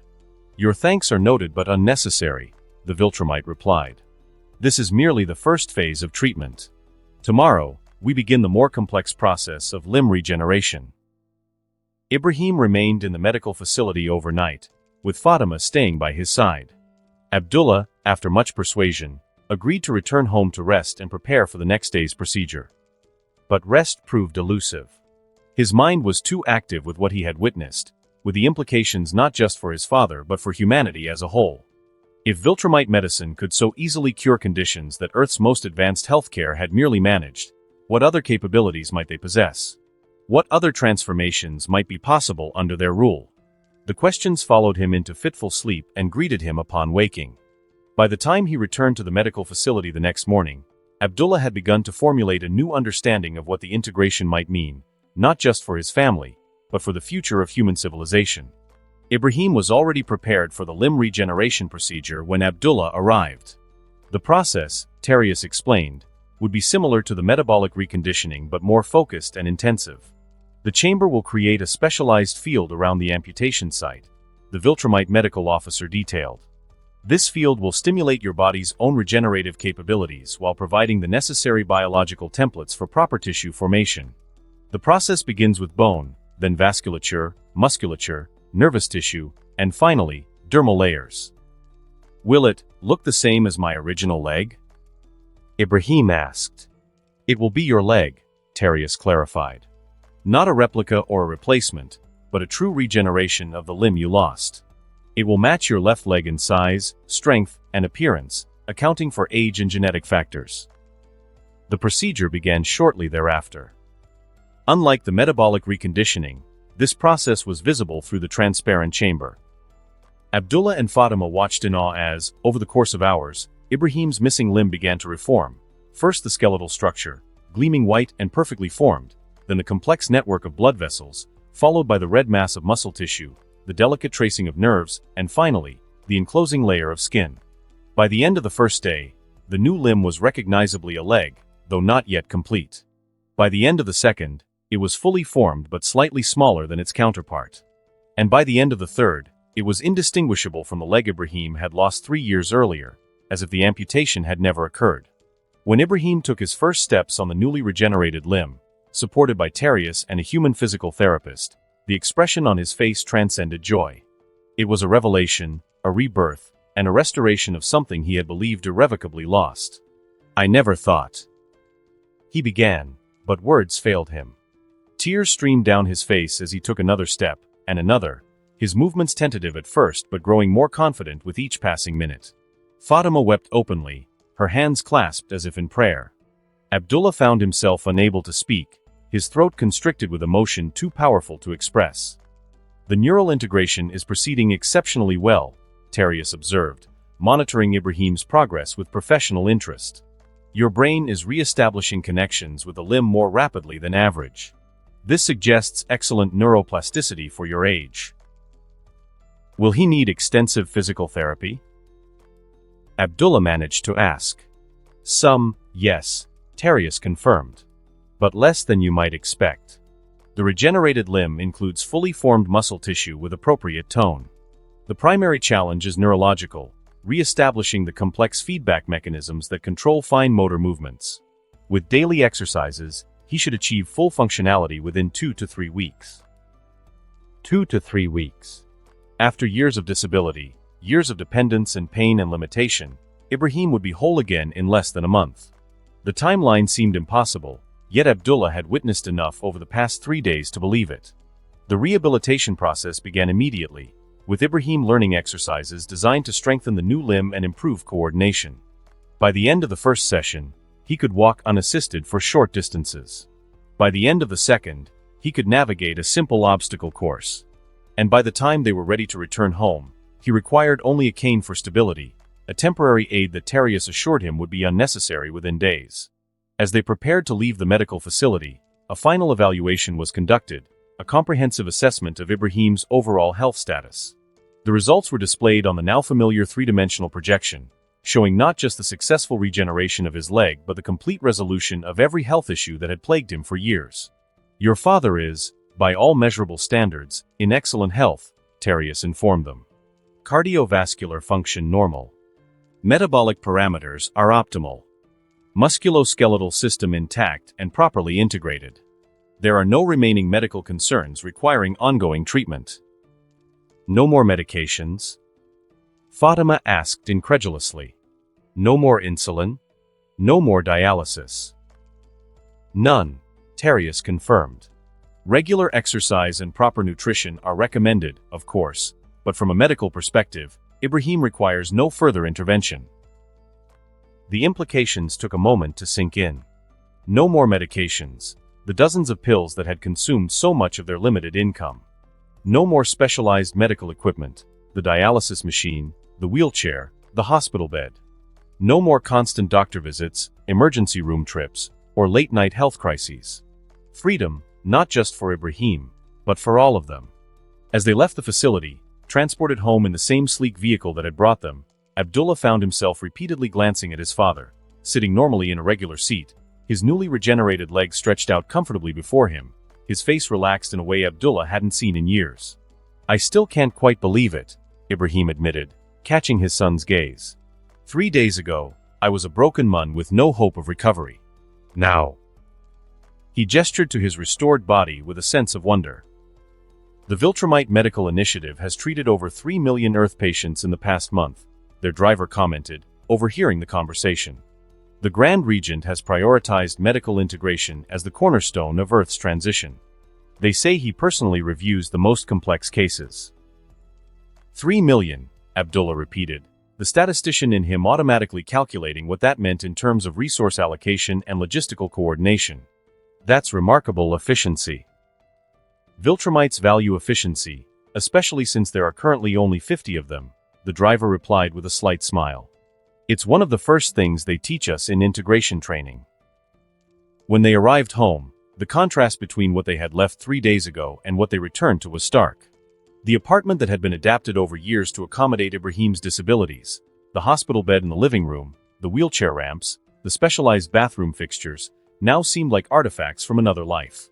Ibrahim walked through the door on his own power, using the cane more from caution than necessity. He moved slowly around the space, reacquainting himself with a home he had experienced primarily from the confines of a wheelchair for the past 3 years. "We should remove some of these accommodations," he suggested, gesturing to a grab bar near the toilet. "I won't be needing them anymore." "Let's wait a few days," Fatima advised.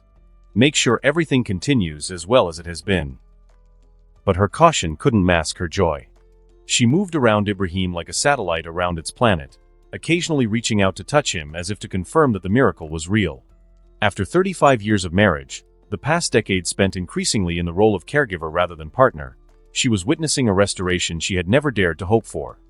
That evening, as they sat down to dinner together, Ibrahim at the table for the first time in years rather than in his wheelchair with a tray, the full impact of the change began to settle over them.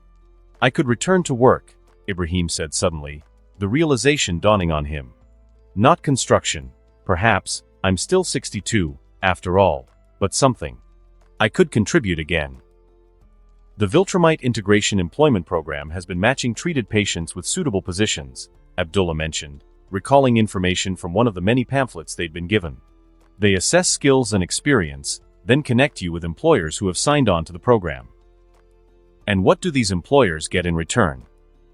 Ibrahim asked, some of his old skepticism resurfacing.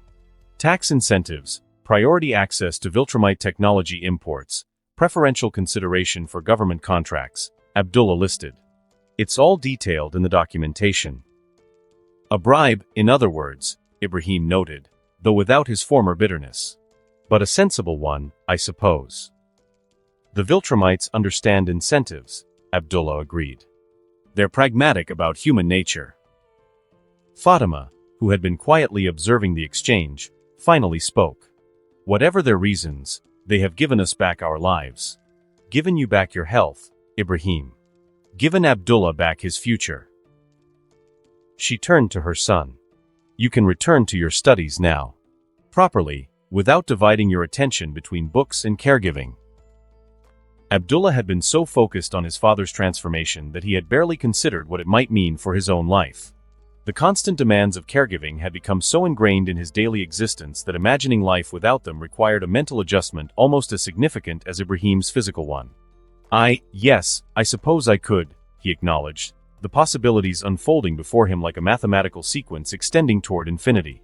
He could complete high school properly, apply to universities, pursue the advanced degrees that had always seemed like impossible dreams. More than that, Ibrahim insisted. You must. No more excuses, no more delays. Your mother and I can manage now.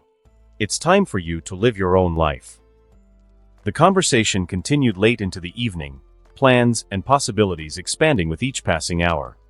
Ibrahim would seek employment through the Viltrumite program.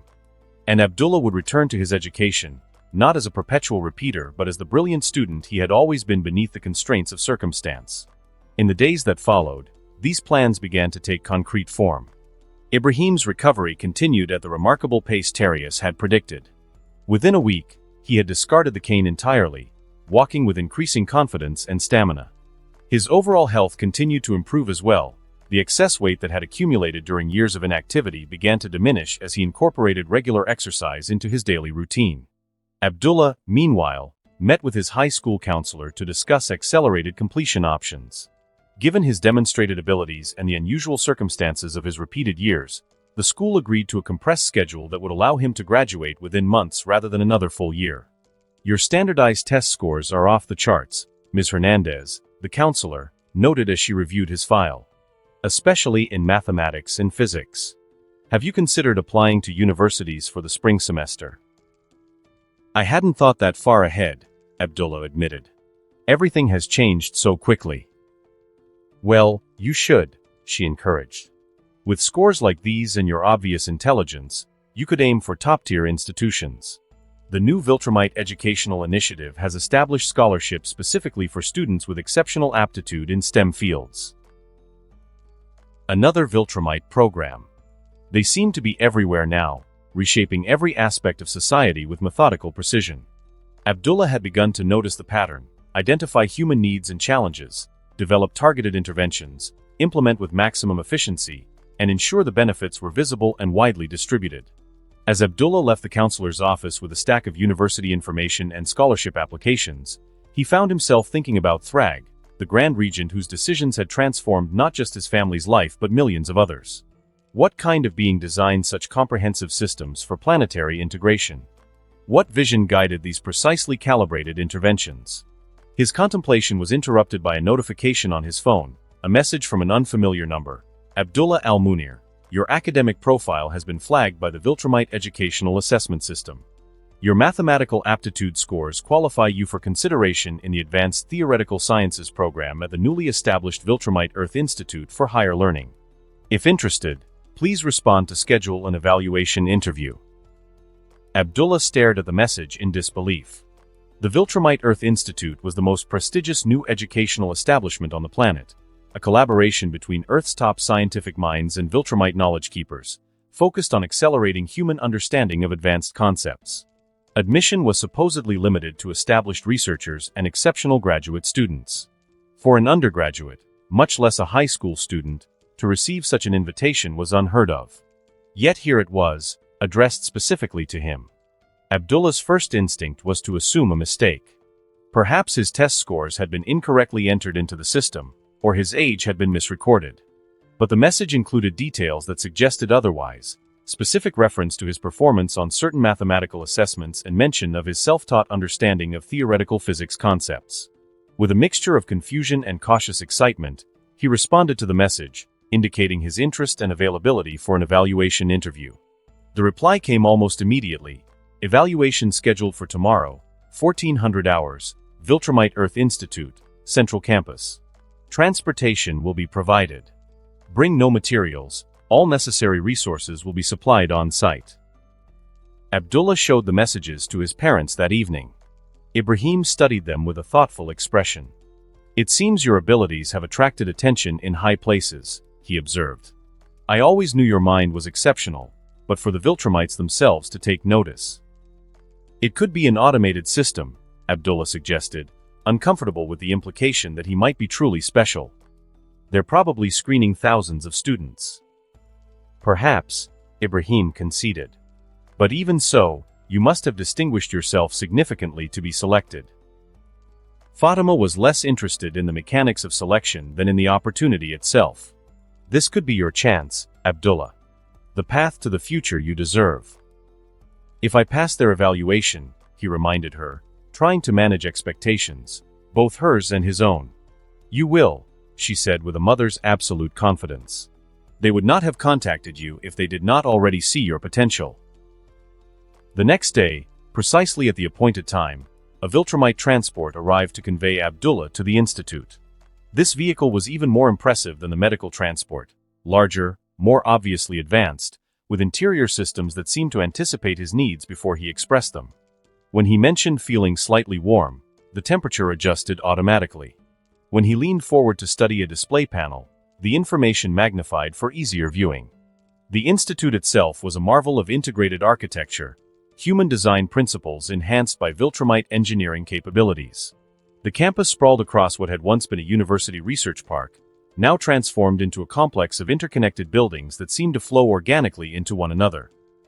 Materials unknown to Earth construction gleamed in the afternoon sun, their properties visibly different from conventional steel and glass. Abdullah was met at the entrance by a human administrator who introduced herself as Dr. Eleanor Chun, faculty coordinator for the Theoretical Mathematics Division. We've been looking forward to meeting you, Mr. Al-Munir. She greeted him with genuine warmth. Your assessment profiles are quite remarkable. Thank you, Abdullah replied uncertainly. Though I'm still not entirely clear on how I came to your attention. Dr. Chen smiled. The Viltrumite educational assessment system is considerably more sophisticated than our previous methods of identifying talent. It doesn't just measure what you know but how you think, your approach to problem solving, your conceptual flexibility, and your capacity for abstract reasoning. These qualities are often missed by traditional testing methods, particularly in students whose educational paths have been non-traditional. She led him through the campus, explaining the institute's structure and mission as they walked. The facility housed research divisions spanning every scientific discipline, from theoretical physics to xenobiology, all working with Viltrumite counterparts to accelerate human understanding of advanced concepts. The goal is to bring Earth's scientific development to a level compatible with broader integration into the galactic community, Dr. Chen explained. The Viltrumites believe this can be accomplished within a single generation, given proper educational intervention. A single generation? Abdullah questioned. That would represent an unprecedented acceleration of scientific progress. Unprecedented by Earth standards, perhaps, Dr. Chen acknowledged. But quite conservative by Viltrumite estimation. They believe human cognitive capacity is not fundamentally different from their own, merely operating with limited information and suboptimal educational methods. They arrived at a simple door marked Evaluation Chamber 12. Dr. Chen paused before opening it. The assessment will be conducted by a Viltrumite educational specialist with human faculty observing, she informed him.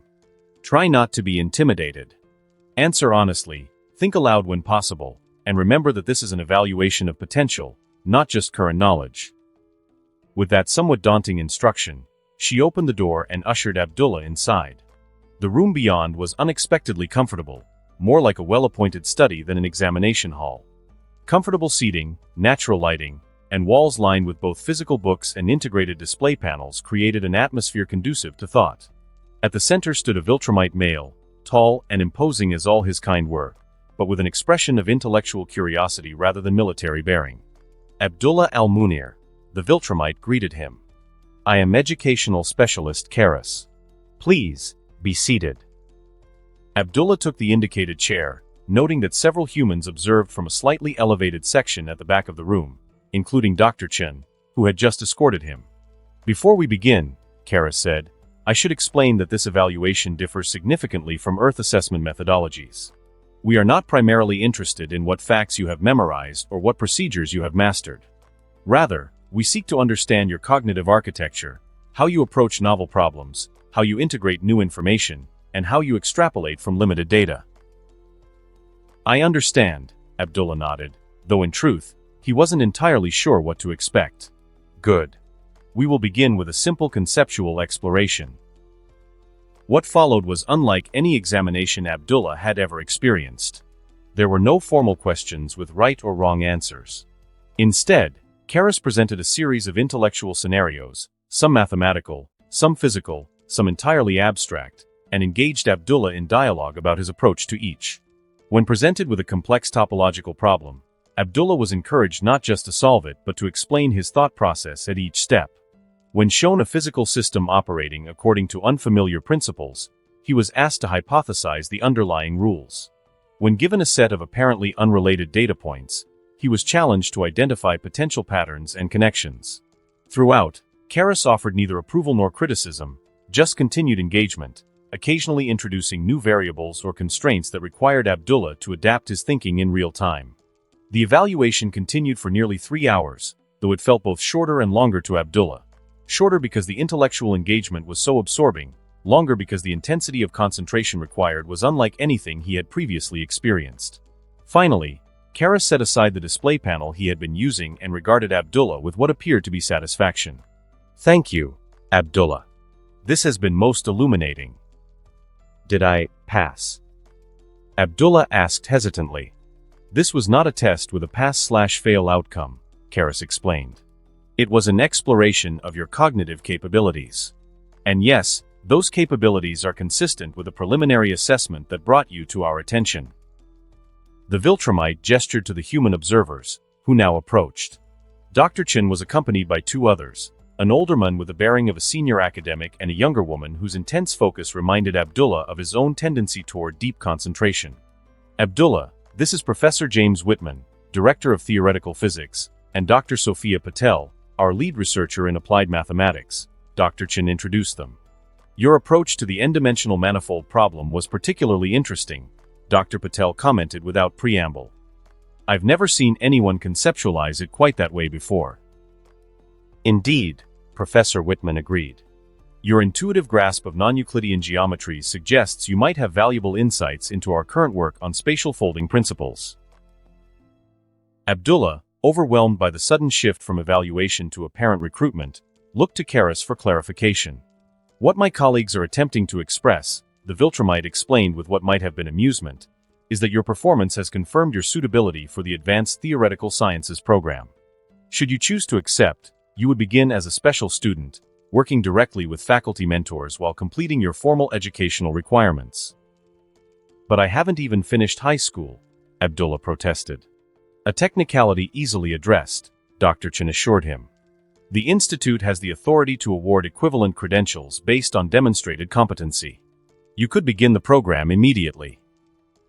I would need to discuss this with my parents," Abdullah managed, his mind reeling with the implications. "Of course," Karras nodded. "Family consultation is appropriate. However, I should inform you that this opportunity includes comprehensive support, not just educational but financial. Students in the Advanced Theoretical Sciences program receive stipends sufficient to support themselves and contribute to family obligations if necessary." It was as if the Viltrumite had read his mind, addressing the practical concern that would have been Abdullah's first objection. Even with Ibrahim's improved health, the family's financial situation remained precarious. Abdullah had assumed he would need to continue working while pursuing further education, limiting his options and progress. "The stipend is quite generous," Dr. Chen added. "Approximately equivalent to the salary of a mid-career research scientist." The Viltrumites believed that intellectual development should not be hindered by economic constraints. "Thank you," Abdullah said, struggling to process everything. "This is more than I ever expected." "Your potential is more than most humans recognize in themselves," Karras stated matter-of-factly. "We simply have more refined methods of identification and development." As Abdullah was escorted back to the transport that would return him home, his mind buzzed with possibilities. The institute represented an opportunity beyond anything he had dared to imagine, not just education but immersion in advanced concepts, access to knowledge decades or centuries ahead of current human understanding, the chance to work alongside both Earth's brightest minds and Viltrumite scientists. The transport driver, different from the one who had brought him, seemed to sense his excitement. "First time at the institute?" she asked conversationally. "Yes," Abdullah confirmed. "I've been offered a place in their Advanced Theoretical Sciences program." The driver whistled appreciatively. "That's their top-tier track. You must have really impressed them." "I'm still not entirely sure how," Abdullah admitted. "Everything has happened so quickly." "That's the Viltrumites for you," the driver chuckled. Once they identify something worth pursuing, they move with incredible efficiency. Been that way since the integration began. You seem comfortable with them, Abdullah observed. I am now, she acknowledged. Wasn't at first, like most people. But it's hard to maintain fear or resentment when you see the changes they're making. My mother had Parkinson's, past tense. After 30 years of watching her deteriorate, I saw her cured in a single day. How do you stay angry at the people who made that possible? It was a sentiment Abdullah understood completely. Whatever philosophical objections might exist to Viltrumite rule, they paled in comparison to the tangible benefits his family had experienced. When he arrived home and shared the news of the Institute's offer, his parents' reactions were predictably divided. Fatima immediately enthusiastic, Ibrahim initially cautious but quickly won over by the practical benefits. This is what you were meant for, Fatima declared, embracing her son. A chance to use the brilliant mind God gave you. And the stipend would ensure you can focus entirely on your studies, Ibrahim noted practically. No more dividing your attention between work and education. It would benefit all of us, Abdullah acknowledged. I could contribute more to the household than I ever could with my current jobs. You've supported us long enough, Ibrahim insisted. This opportunity is for you, not for us. But Abdullah knew better. In his family, individual advancement had never been separated from collective welfare. His success would be their success, his opportunities their vindication. After years of sacrifice and struggle, they would rise together or not at all. The decision, in the end, was simple. Abdullah accepted the Institute's offer the next day, beginning an orientation process that would transition him from his current educational limbo to the rarefied environment of advanced theoretical research. The changes that followed transformed not just Abdullah's daily life but also his understanding of his own capabilities. Freed from the constant demands of caregiving and financial stress and provided with resources and mentorship beyond anything available in conventional education, his intellectual development accelerated at a pace that astonished even his Viltrumite instructor. Concepts that had previously existed only as tantalizing glimpses in borrowed textbooks now unfolded before him in their full complexity. Mathematical frameworks that he had intuited but never fully articulated were now available for exploration with tools specifically designed for such abstract manipulation. Physical principles that had seemed like science fiction were revealed as established science, with practical applications already being implemented in Viltrumite technology. Within weeks, Abdullah had progressed from student to collaborator, contributing meaningful insights to research projects that merged human creativity with Viltrumite knowledge. His particular talent for identifying unexpected connections between seemingly unrelated concepts made him especially valuable in cross-disciplinary initiatives. At home, the transformation was equally profound. Ibrahim had secured employment through the Viltrumite Integration Employment Program, working as a construction safety consultant, a role that utilized his decades of practical experience while accommodating his age. Their apartment, once adapted for disability, had been renovated to reflect their new circumstances, not luxurious, but comfortable and dignified. Most significantly, the dynamics of their relationship had shifted. The guilt and resentment that had occasionally surfaced during the hardest years, Ibrahim's frustration at his dependence, Abdullah's buried resentment towards the world at his sacrificed opportunities, and Fatima's exhaustion from mediating between them, had been replaced by mutual respect and shared optimism. 6 months after Ibrahim's treatment at the Viltrumite Medical Center, the Almunir family gathered for dinner to celebrate Abdullah's first published research paper, a collaborative work with various scientists on a novel approach to quantum field theory. The publication had attracted attention not just within the institute but from the broader scientific community, marking Abdullah's emergence as a recognized contributor to his field. I still don't understand a word of it, Ibrahim admitted good-naturedly, holding the printed copy Abdullah had brought home. But I recognize the achievement it represents. I'm not sure I understand it either, Abdullah confessed with a laugh. Some of the concepts we're working with don't translate well into conventional language. They require mathematical representation to be fully expressed. What matters is that you're doing what you were meant to do, Fatima said, serving a special dinner she had prepared for the occasion. As they ate, Abdullah found himself reflecting on the extraordinary journey of the past months. From the desperate struggle to maintain his father's health and the family's stability to his current position at the forefront of human Viltrumite scientific collaboration, the transformation seemed almost as miraculous as Ibrahim's physical healing. I've been thinking, he he said during a lull in the conversation. About Grand Regent Thragg and the changes he's implemented on Earth.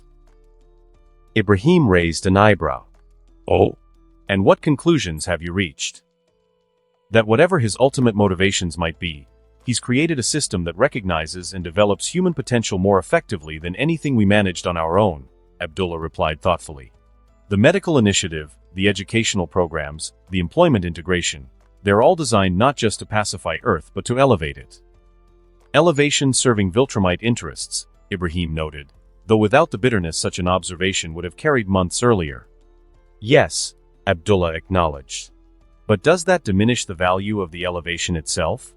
If I can contribute to scientific understanding because Viltrumite intervention identified and developed my potential, does it matter that they benefit from that contribution? Perhaps not, Ibrahim conceded. But one must always be aware of the larger context in which such benefits are offered. I am aware, Abdullah assured him. But I'm also grateful. Not just for your healing, though that would be enough. For the opportunity to become who I might have been all along if circumstances had been different. And who might that be? Fatima asked, genuinely curious. Abdullah considered the question. Someone who can understand the universe a little better than before. Someone who might, perhaps, contribute something meaningful to that understanding. You already have, Ibrahim said with quiet pride, tapping the published paper. That's just the beginning, Abdullah replied. There's so much more to learn, to explore. The Viltrumites have opened doors I never knew existed. As the evening continued, their conversation drifted to more immediate matters, Ibrahim's work, Fatima's studies, and the practical details of daily life. As Abdullah helped clear the dinner dishes, his phone chimed with a notification. It was from the Institute, a message from Dr. Patel regarding their current project. But attached to the message was a personal note. Abdullah, your contributions to the quantum field theory paper have been noted at the highest levels. Grand Regent Thragg has expressed interest in your work and has requested that you be included in the delegation for next month's Interplanetary Scientific Exchange at the Castle of Viltrum. This is an exceptional honor for someone so new to the program. Details to follow. Dr. Patel. Abdullah stared at the message, a mixture of shock and elation washing over him. The Interplanetary Scientific Exchange was the most prestigious gathering of minds in the integrated Earth-Viltrum scientific community. To be included in the delegation was remarkable enough, but for Thragg himself to have requested his presence seemed almost impossible. Good news? Fatima asked, noticing his expression. I think so, Abdullah replied, still processing the implications. I've been invited to participate in the Interplanetary Scientific Exchange. At the Castle of Viltrum. The Grand Regent's fortress? Ibrahim clarified, clearly impressed despite himself. That is indeed an honor. According to this, Thragg himself requested my inclusion, Abdullah added, still somewhat disbelieving. Ibrahim and Fatima exchanged glances. Pride mingled with the natural parental concern that arose whenever their son ventured into unfamiliar territory. Your work must have truly distinguished itself, Fatima said, embracing him. We are so proud of you, Abdullah. This is just the beginning for you, Ibrahim added, placing a hand on his son's shoulder. Don't forget, there is always more ahead. You must not become stagnant. As his parents continued to express their pride and excitement, Abdullah found himself contemplating what this invitation might mean. Not just for his scientific career, but for his understanding of the new world order taking shape around them. He had been given an opportunity to see the integration from its very center, to observe Thragg and the Viltrumite leadership directly, and to participate in the exchange of knowledge that was reshaping human civilization at an unprecedented pace. Whatever happened next, one thing was certain. The desperate young man who had sacrificed his future to care for his family was gone, replaced by someone with the potential to contribute meaningfully to humanity's new path forward. Not through surrender of identity or uncritical acceptance of Viltrumite authority, but through engaged participation in the advancement that integration had made possible. As he helped his father, now moving with the ease and confidence of a much younger man, adjust the settings on their apartment's new environmental system, another benefit of the integration, with Viltrumite technology now becoming available for civilian use, Abdullah silently promised himself that he would find a way to repay the debt he felt. Not just to his parents, whose sacrifices had sustained him through the difficult years, but to Thragg and the system he had implemented, a system that, whatever its ultimate purpose might be, had recognized potential where others saw only limitations, had offered opportunity where there had been only obstacles, and had transformed despair into possibility. Though beyond all these complex thoughts was one feeling burning bright inside of him that he never believed to be able to be extinguished. Gratitude. The vastness of space stretched endlessly around them, Earth a gleaming blue marble seemingly suspended against the void below. Mark hovered 100 feet above the lunar surface, his breath steady in the confines of the specialized mask Thragg had provided, Viltrumite technology that allowed for comfortable respiration in the vacuum while permitting normal speech. Again, Thragg commanded from his position on the lunar surface, arms crossed over his broad chest as he observed Mark's movements with critical precision. Your trajectory is inefficient. In space combat, wasted motion equals vulnerability. Mark suppressed a sigh and reset his position. This was the 14th repetition of the same maneuver, a complex evasive pattern combined with counterattacks that Thragg insisted was fundamental to Viltrumite combat doctrine. Despite his growing fatigue, Mark launched himself forward again, attempting to trace the exact path Thragg had demonstrated hours earlier. Beside Thragg on the lunar surface, Adam Eve sat cross-legged, a pink energy bubble maintaining her atmosphere and temperature. She watched Mark's training with a mixture of fascination and concern, noting how his movements had become increasingly precise with each repetition, yet still fell short of Thragg's exacting standards. Better, Thragg acknowledged as Mark completed the sequence, though his tone suggested minimal improvement. Your reaction time at the third pivot point has decreased by 0.3 seconds. Still inadequate for combat against an experienced opponent, but progress nonetheless. Mark descended to the lunar surface, landing lightly despite the moon's reduced gravity. I've been at this for hours, he said, trying to keep the frustration from his voice. Maybe we should take a break. Viltrumites don't require breaks, Thragg replied flatly. Half Viltrumite, Mark corrected, gesturing to himself. The human half is getting pretty tired. Thragg studied him for a moment, his expression unreadable beneath his mustache. Finally, he gave a curt nod. Very well. 10 minutes. Then we begin aerial combat scenarios with Eve's participation. Eve looked up at the mention of her name. Me? I thought I was just here to observe. Observation without application is inefficient, Thragg stated. Your molecular manipulation abilities, as I've stated many times before, provide unique tactical opportunities when paired with Viltrumite strength. You will create obstacles and projectiles. Mark will navigate and neutralize them. Eve and Mark exchanged glances, a silent communication born of friendship and shared experiences. Though neither would admit it aloud, these training sessions under Thragg's supervision had become a strange fixture in their lives over the past weeks. Initially dreaded, they now carried a peculiar familiarity, still challenging, still intimidating, but somehow expected. As Mark settled onto the lunar surface beside Eve, Thragg remained standing, his gaze shifting from Earth to the stars beyond with an intensity that suggested he was seeing far more than just points of light. Your molecular control has improved, he said suddenly, addressing Eve without looking at her. The structural integrity of your constructs has increased by approximately 22% since our first session. Eve blinked in surprise at the unexpected observation. Thank you, she replied, unsure how else to respond to what appeared to be a compliment from the Grand Regent.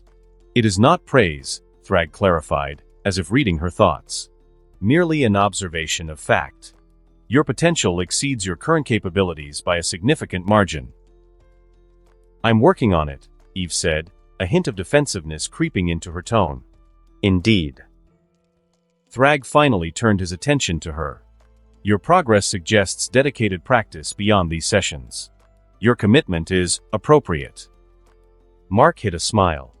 Thragg's attempts at what might generously be called encouragement always emerged as clinical assessments, yet over time, both he and Eve had begun to recognize the subtle gradations in his otherwise stoic demeanor. This was Thragg being almost approving. How are your parents? Thragg asked unexpectedly, still addressing Eve. The question caught her off guard. My parents? Yes. Your biological progenitors. I recall from hearing from you once that your relationship with them is complex. Eve shifted uncomfortably, the pink energy bubble around her fluctuating slightly with her emotional response. They're fine, I guess. I haven't seen them much lately. You avoid them deliberately, Thragg observed. It wasn't a question. I wouldn't say avoid, exactly, Eve hedged. We just don't have much to talk about. Familial bonds are significant to human development, Thragg stated.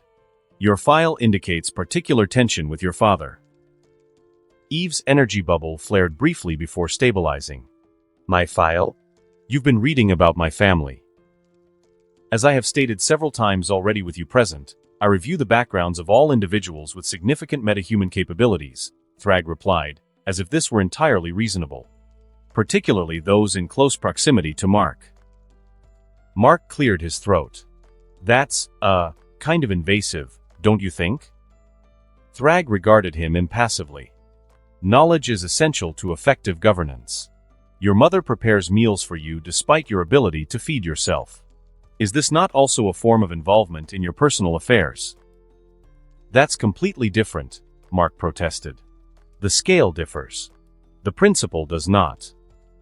Thragg turned back to Eve. Your father's rejection of your genetic origin is illogical. You are demonstrably superior to baseline humans in capability and potential utility. Eve stared at him, caught between indignation at the invasion of privacy and a strange, reluctant appreciation for his blunt assessment. It's more complicated than that. Explain, Thragg commanded, though his tone lacked its usual harshness. Eve hesitated, then sighed. He didn't sign up to raise a government science experiment. Finding out I was basically engineered in a lab, it changed how he saw me. Like I wasn't really his daughter anymore. Yet you share approximately 50% of his genetic material, regardless of the manipulation that occurred before your birth, Thragg noted. His emotional response overrides biological reality. Humans are complicated, Eve said with a shrug that attempted to dismiss the topic, though the tension in her shoulders betrayed her discomfort. Unnecessarily so, Thragg agreed. After a moment's silence, he added, his failure to recognize your value reflects his limitations, not yours. Eve looked up, surprised by what sounded remarkably like reassurance from the Viltrumite leader. Thank you. Thragg inclined his head slightly, then turned his attention back to Mark. Your rest period has concluded. We will now proceed with the combat scenario. As Mark rose to his feet with a resigned sigh, a flash of movement caught his attention, a streak of light approaching rapidly from the darkness of space. He tensed, instinctively shifting into a defensive stance. Incoming, he warned, his body already responding to Thragg's training despite his exhaustion. Thragg turned calmly, tracking the approaching object with eyes that could perceive details far beyond human capability. A single entity. Humanoid. Moving at approximately 1/8 light speed. Decelerating. Eve stood quickly, her energy bubble expanding as she prepared for a potential threat. Hostile. Intent unclear, Thragg replied. Mark, intercept. Assess. Do not engage unless attacked. Without hesitation, Mark launched himself upward, accelerating to meet the approaching figure. The weeks of training under Thragg had instilled in him a reflexive response to the Grand Regent's commands, not quite obedience, he told himself, but a pragmatic recognition of Thragg's tactical experience. As he closed the distance, the figure became clearer, a orange-skinned alien with a single eye. Recognition dawned just as the alien spotted him and altered course to intercept. You, the alien called out, his voice somehow carrying through the vacuum. Champion of Urath. I am here for your evaluation. Before Mark could respond, the alien slammed into him with surprising force, sending him tumbling backward through space. Mark recovered quickly, stabilizing his position as training kicked in. What are you talking about? He called out, dodging a second attack. I don't know what Urath is. This is Earth. The alien paused, blinking his large eyes in confusion. Earth? But my assignment clearly states he cut off as realization dawned. Oh no. Not again. The Coalition is going to be furious. Coalition? Mark questioned, maintaining a defensive posture. Who are you? Alan the Alien, Champion Evaluation Officer for the Coalition of Planets, the alien explained, seeming embarrassed. I'm supposed to test Urath's planetary champion to ensure adequate defensive capabilities. But if this is Earth, I've made a terrible navigational error. Mark was about to reply when a blur of motion caught his peripheral vision. Before he could shout a warning, Thragg appeared behind Alan, moving with speed that made even Mark's enhanced perception unable to track. In one fluid motion, the Grand Regent locked Alan in a chokehold, his massive arm constricting around the alien's throat. "A Nopan," Thragg stated coldly, recognizing Alan's species. "Explain your presence in this system." Alan's eyes widened in shock and fear as he registered who held him. Despite his considerable strength, his struggles against Thragg's grip proved futile. "I'm from the Coalition of Planets," he gasped. "Evaluation Officer." Mark rushed forward. "Thragg, wait. He's not attacking, it's a misunderstanding. He thought this was a different planet." Thragg's grip remained firm, but he didn't increase the pressure. "Coalition of Planets," he repeated, his voice carrying a dangerous edge. "The organization founded by the traitor Thetis." Alan's struggles intensified at the mention of Thetis, but Thragg's hold remained unbreakable. Eve had risen from the lunar surface now, hovering nearby with concern evident on her face. "Please," Mark urged, moving closer. "He's not a threat. He's just confused." Thragg studied Alan for a long moment, his expression unreadable. Finally, he spoke. "Your purpose here is evaluation of planetary defenses?" Thragg questioned, though he already knew from hearing Alan's earlier words as well as the knowledge of his first life, but it of course is best to never reveal the existence of it. Alan managed a nod despite the chokehold. "A legitimate function," Thragg acknowledged, "though your execution is remarkably incompetent if you cannot distinguish Earth from Urath." He released his grip slightly, enough for Alan to speak more easily, but not enough for escape. "Mark Grayson vouches for your confusion rather than hostile intent. Explain yourself more thoroughly." Alan took several deep breaths, his gaze darting between Thragg, Mark, and Eve. "I'm an evaluation officer. I test planetary champions to ensure they're capable of defending their worlds. It's just a job. I made a mistake with the coordinates." "A significant error," Thragg noted coldly. "Particularly given that Earth is now under Viltrumite protection. Your presence could be interpreted as coalition interference in Viltrum affairs." Alan's expression shifted from fear to something harder. "Earth wasn't under Viltrumite protection when I received my assignment. And we both know what Viltrumite protection really means." Thragg's grip tightened fractionally. "Elaborate." "Like what you did to my homeworld?" Alan's voice grew bitter despite the danger of his situation. Anopa was a peaceful planet. We lived in harmony with our environment. Then the Viltrumites came with their protection and demands for submission. When we refused to bow to your empire, you destroyed our planet. Blew it up rather than allow us our freedom. Mark's eyes widened, looking from Alan to Thragg. "Is that true?" Thragg's expression remained impassive. "The Anopan account is incomplete and biased." "Then what really happened?" Eve asked, her voice quiet but firm. Thragg considered for a moment, his gaze never leaving Alan. The Viltrumite Empire offered Anopa the same benefits now being implemented on Earth: advanced technology, medical knowledge, and protection from cosmic threats. In exchange, we required integration into the Empire's governance structure. "You demanded total submission," Alan countered.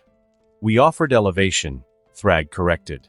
"The Anopans were a species with potential, but they were squandering it with their primitive adherence to natural harmony. They rejected progress in favor of stagnation." "We rejected slavery," Alan said bitterly. "You rejected reality," Thragg replied, his voice coldly logical.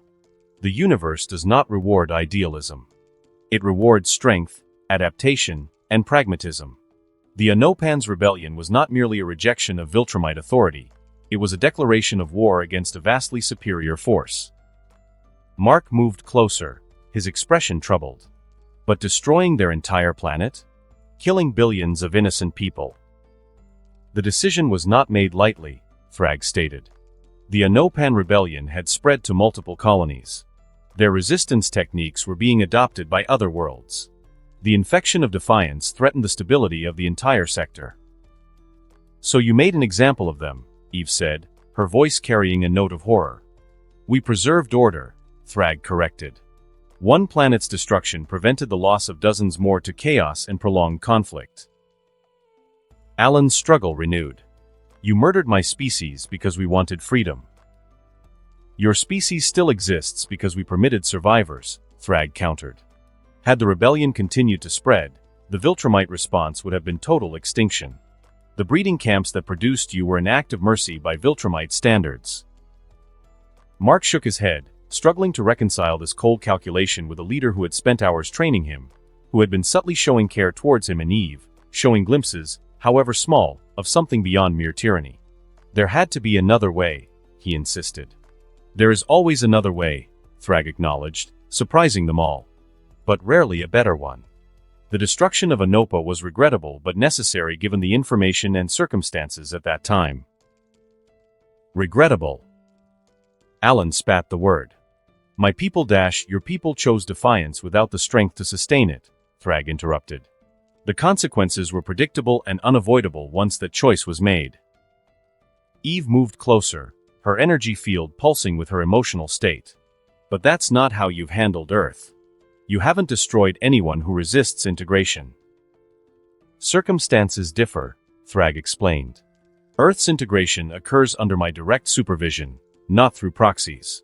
The methods have evolved as the Empire has evolved. And, he added with a meaningful look at Mark, Earth has unique value that Anopa did not possess.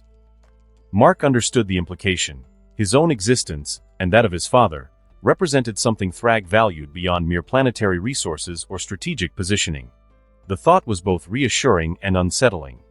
So what happens now? Mark asked, gesturing toward Alan. He made a mistake, but he hasn't done anything wrong. Thragg studied Alan for a long moment. Coalition activities near Viltrumite territories are subject to scrutiny. However, as this encounter appears to be the result of incompetence rather than malice, extreme measures are unnecessary.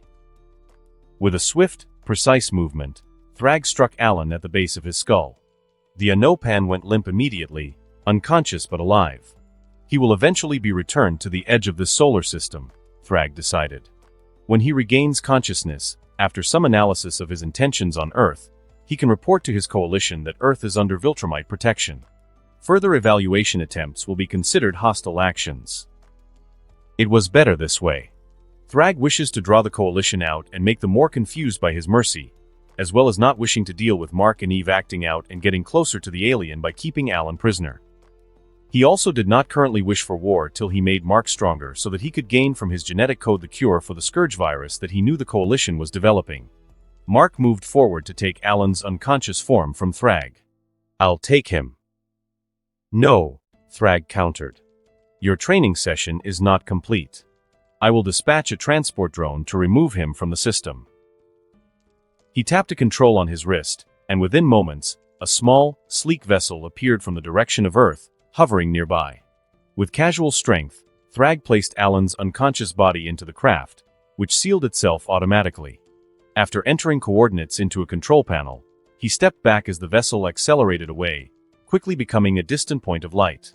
He will awaken soon enough. I did not hit him too hard, Thragg stated, seeing their lingering looks, deciding to give them some comfort. What Thragg didn't say was that rather than mercy, it was more because he did not wish to accidentally trigger Alan's reactive evolution. For Thragg has no intention of killing him till he is sure that in this timeline, Alan's abilities aren't in any way enhanced, remaining cautious of the possibility for Eve's apparently are compared to her original timeline counterpart.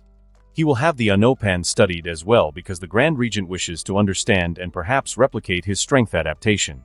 Eve watched the departing vessel with a troubled expression. Was everything he said about Anopa true? From a certain perspective, Thragg acknowledged. The Anopans remember themselves as peaceful victims. They forget the violence of their rebellion, the coalition operatives who encouraged their resistance, and the damage they inflicted before the final response was authorized. But you did destroy their planet, Mark pressed. Yes, Thragg confirmed without hesitation. A decision made to preserve the greater stability of the sector and the Empire.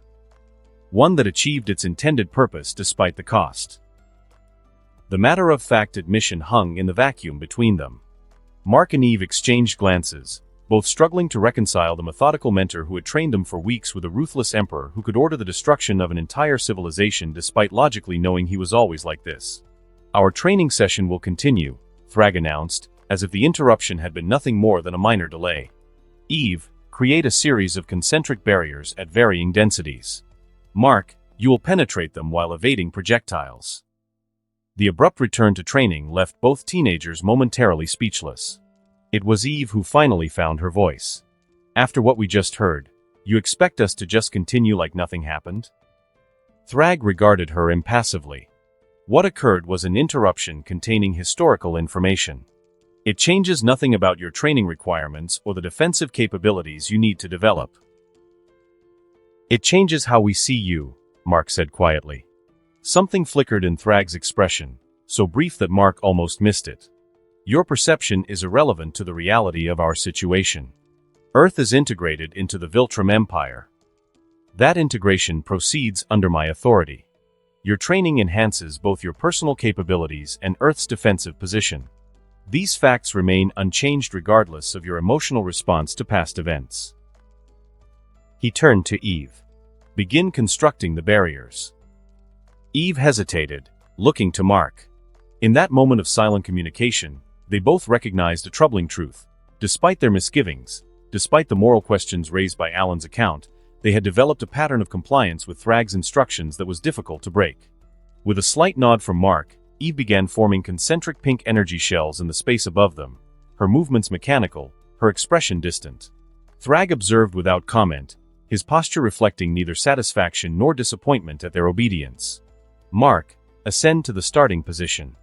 You will have 30 seconds to penetrate all barriers while evading offensive constructs." Mark rose slowly, positioning himself where indicated. As he prepared for the exercise, his mind raced with conflicting thoughts.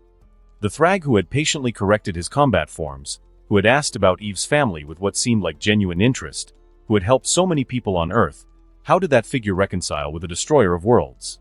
"Begin," Thragg commanded. Eve's first barrier materialized fully, followed rapidly by projectiles that hurtled toward Mark from multiple angles. Training took over, his body responding automatically to threats while his mind continued its troubled analysis. As he dodged, weaved, and smashed through the pink energy constructs, Mark caught glimpses of Thragg watching from below, impassive, analytical, expecting compliance. And despite everything they had just learned, both he and Eve were providing exactly that. The realization was unsettling. In mere weeks, they had adapted to Viltrumite authority in ways neither would have predicted. Not with enthusiasm, not with joy, but with a pragmatic acceptance that seemed to grow more natural with each passing day. Mark shattered the final barrier just as Thragg's 30-second countdown concluded. He hovered there, breathing heavily more from emotional turmoil than physical exertion. "Acceptable," Thragg assessed. "Your reaction time has improved by 12% since our last session. Eve, your barrier density was inconsistent on the 4th layer. Correct this in the next iteration." Eve nodded automatically, then caught herself, visibly troubled by her own compliant response. I think we need some time to process what we just learned," she said carefully. Thragg studied her for a moment, then shifted his gaze to Mark, who had descended to hover beside her. "Your emotional states are interfering with optimal performance. Inefficient, but not unexpected given your developmental stage and human influence." He considered for a moment, then continued. "We will conclude today's session. Return to Earth. Resume your normal activities. Report for training at the usual time tomorrow." The dismissal was clear, yet neither teenager moved immediately. "Will you answer one more question?" Mark asked. Thragg inclined his head slightly. Permission was granted. "Do you regret it? Any of it? The planets destroyed, the species subjugated." Thragg's expression remained unreadable, but he seemed to consider the question with genuine thought rather than dismissing it outright. "Regret implies that given identical circumstances and information, I would choose differently," he finally replied. "I would not. Each decision was made to ensure Viltrumite survival and galactic stability. The costs were calculated and accepted." He paused, then added something unexpected. "However, with different circumstances, with the knowledge and capabilities now available, some situations might be resolved with lower casualty rates while achieving the same strategic objectives. Efficiency improves with experience.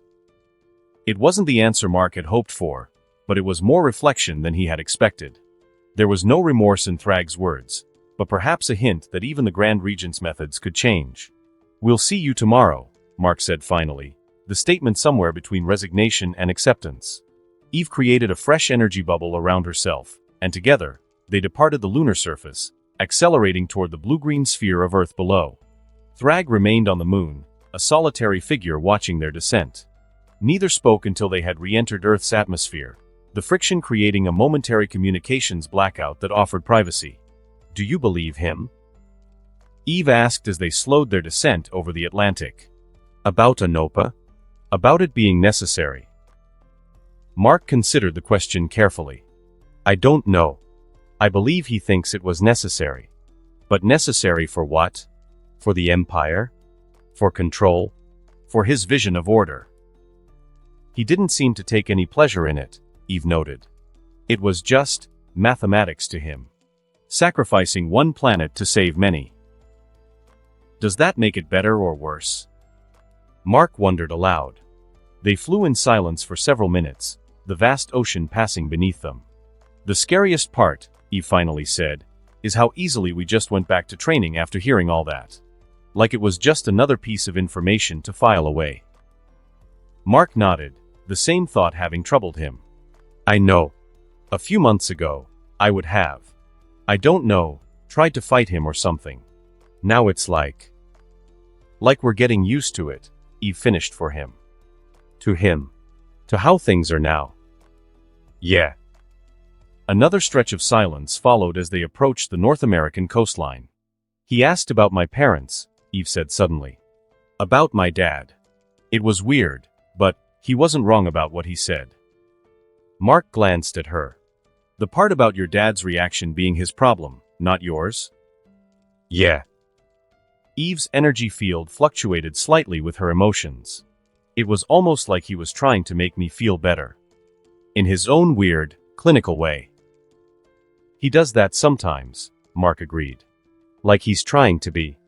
I don't know, not exactly supportive, but like a really awkward, emotionally stunted uncle who secretly cares but has no idea how to show it." Eve suggested. Mark laughed despite himself. "Yeah, exactly. A terrifying, planet-destroying uncle who's way too invested in my training and keeps finding reasons for us to work together." Eve's cheeks colored slightly. "You noticed that too?" "It's not exactly subtle," Mark replied with a small smile. "Though I'm pretty sure tactical synergy optimization is the most unromantic matchmaking attempt in history." They both laughed, the tension of the day's revelations briefly broken. As their laughter faded, a more somber mood returned. "What do we do with what we learned today?" Eve asked quietly. Mark considered the question, watching the landscape pass beneath them as they crossed over the eastern seaboard. "I don't know," he admitted. "It doesn't change our situation. Earth is still under Viltrumite rule. Thragg is still in charge. We're still, whatever we are. Students. Subjects. But knowing what they did to Alan's people, what Thragg did, it matters, doesn't it?" "It has to," Mark agreed. "I just don't know how yet." They descended toward their usual separation point, a quiet stretch of forest outside the city where they could part ways without observation. "Same time tomorrow?" Eve asked as they touched down among the trees. "Yeah," Mark confirmed after a moment's hesitation. "Same time tomorrow."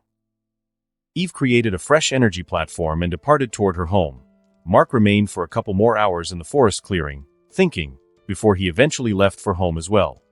The citizens of downtown Chicago parted like the Red Sea as Thragg strode along Michigan Avenue. Despite the months since Earth's integration into the Viltrum Empire, the sight of the Grand Regent himself moving among the general population still generated waves of awe, fear, and fascination. Pedestrians stepped hurriedly aside, conversations hushed, and smartphones rose discreetly to capture the rare appearance. Thragg paid them no attention. His purpose today was not governmental or military but personal, an experiment in recollection. The memories of his human life, while accessible, and the emotions felt evident, made him almost yearn for them.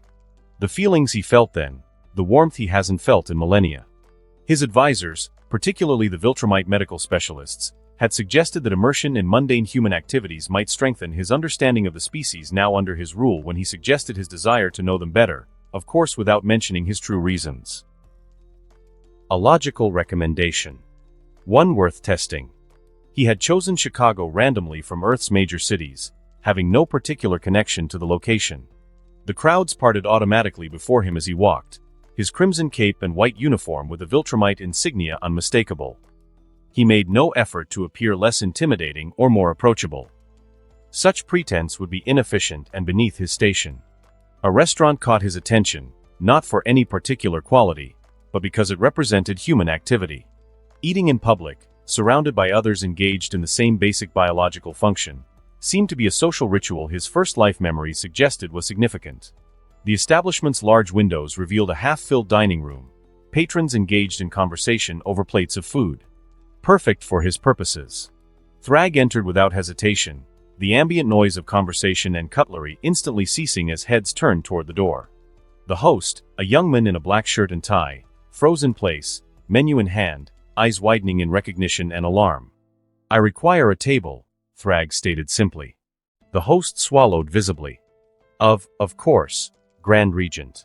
"Right this way, please." The young man led Thragg to a corner table with good sight lines to both the entrance and the street beyond. Whether this was standard procedure or an intuitive recognition of strategic positioning, Thragg couldn't determine. He seated himself, his frame dwarfing the restaurant's furniture but not uncomfortably so. "Would you like to see a menu?" the host asked, his voice admirably steady despite the slight tremor in his hands. "Yes," Thragg replied. As the host retreated, conversation in the restaurant gradually resumed, though at a noticeably lower volume and with frequent glances in his direction. Thragg observed the other patrons with clinical detachment, noting their behavioral patterns and social dynamics. A family with young children occupied a large booth, the parents attempting to maintain order while the children colored on paper placemats. Business associates in formal attire discussed matters over half-eaten lunches. Couples engaged in what appeared to be romantic interactions, leaning toward each other across their tables. All so ordinary. All so human. A waiter approached, clearly having drawn the short straw among the staff, carrying a single menu with hands that shook only slightly. "Good afternoon, Grand Regent," he said with remarkable composure. "Can I start you with something to drink?" Thragg accepted the menu. "Water is sufficient." The waiter nodded and retreated quickly. Thragg examined the menu, finding the descriptions unnecessarily florid. Handcrafted artisanal burger with locally sourced heirloom tomatoes and house-made aioli on a brioche bun. The language was inefficient, designed to elevate a simple protein source between carbohydrate layers. His human memories provided context, however. The emphasis on craftsmanship and sourcing indicated cultural values beyond mere sustenance. Interesting. As he contemplated the menu, Thragg became aware of a figure approaching his table with deliberate purpose. He didn't look up, his peripheral vision and other senses had already identified the individual as female, approximately 5 feet 7 inches, athletic build, no weapons, and no immediate threat. "Is this seat taken?" a voice asked. Now Thragg raised his eyes from the menu. Before him stood a young woman in her early 20s, with brown hair cut in a practical shoulder-length style, wearing jeans and a fitted jacket. Her expression carried none of the fear or awe typical of humans in his presence, merely a calm confidence that bordered on familiarity. It took him less than a second to recognize her. Amanda, the metahuman known as Monster Girl.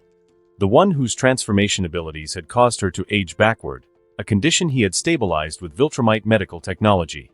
According to his records, she had used the cellular acceleration device regularly over the past months, bringing her physical age into alignment with her chronological one. "No," Thragg replied simply, closing the menu. Amanda pulled out the chair across from him and sat down, an action that caused several nearby diners to stare in disbelief. Either she was oblivious to their reactions, or, more likely, given her intelligence profile, she simply didn't care. "I thought that was you," she said, as if encountering the ruler of Earth in a random Chicago restaurant was perfectly normal. "Didn't expect to see the Grand Regent of Viltrum having lunch at Gino's." Thragg studied her briefly. "You are not currently in costume." This is not a Guardian-related matter. Nope, she agreed. Day off. I'm just Amanda today. The waiter returned with Thragg's water, nearly dropping the glass when he saw Amanda sitting casually across from the Grand Regent. Oh. I'm sorry, I didn't realize. Would you like something to drink as well, miss? He stammered. Iced tea, please, Amanda replied with an easy smile that seemed to calm the young man slightly. And have you decided on your order, sir? The waiter asked Thragg, notepad poised. The steak. Rare, Thragg stated, handing back the menu. And I'll have the grilled chicken salad, Amanda added before the waiter could escape. As the waiter hurried away, Amanda turned her attention back to Thragg. So, what brings the ruler of Earth to a random restaurant in Chicago? No offense, but you don't exactly seem like the type to enjoy casual dining. I am conducting an experiment in human social behaviors, Thragg replied truthfully, seeing no reason for deception. Experiencing typical human activities to enhance understanding of the species under my governance.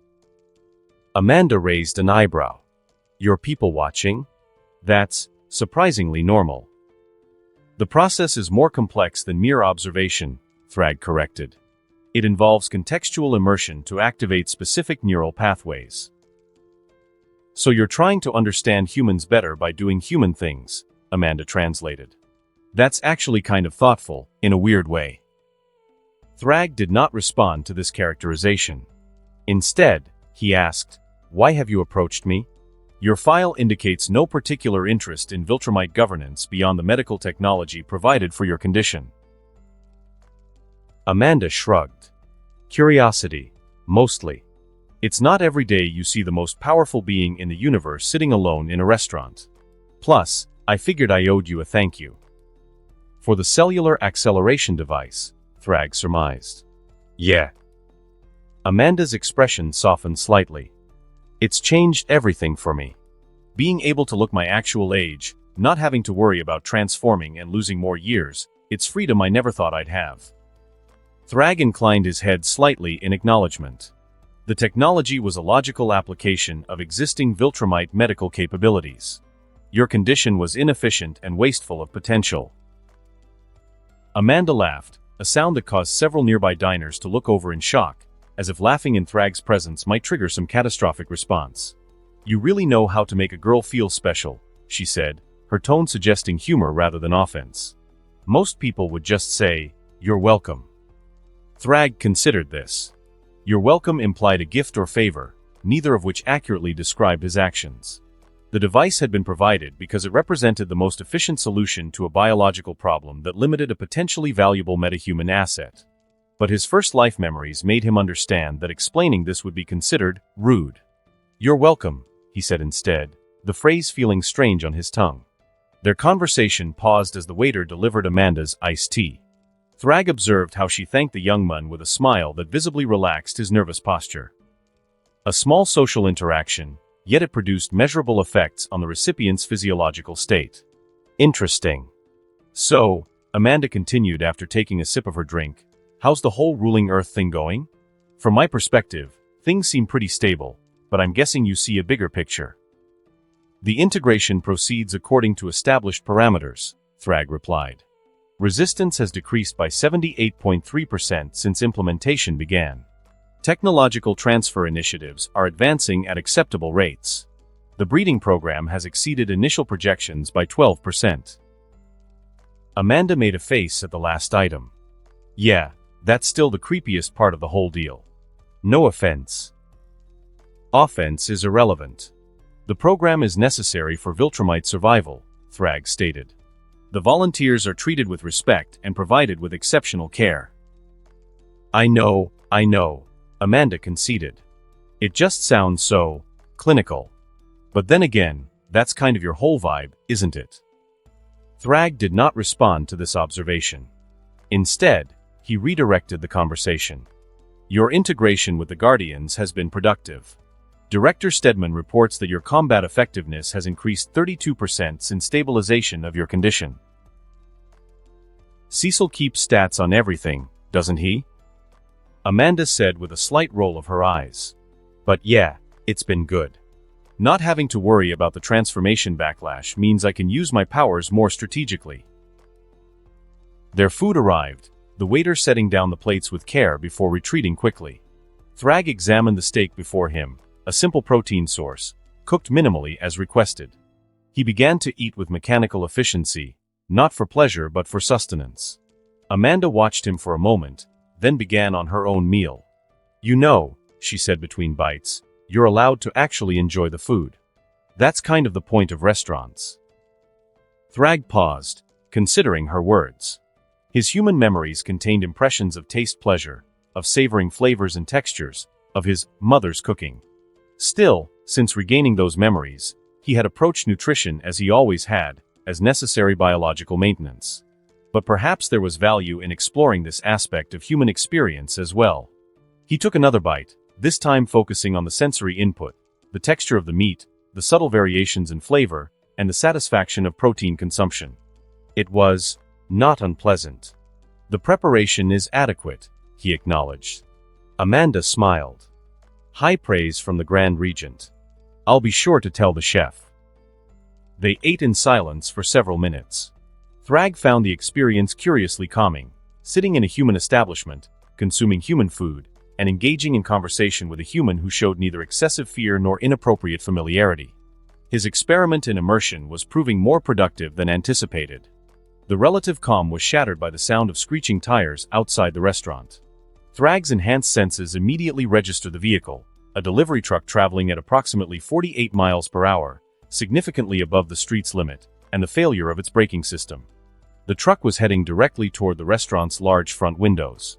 In the 0.7 seconds it took for the truck to mount the curb, Thragg had already calculated multiple response scenarios.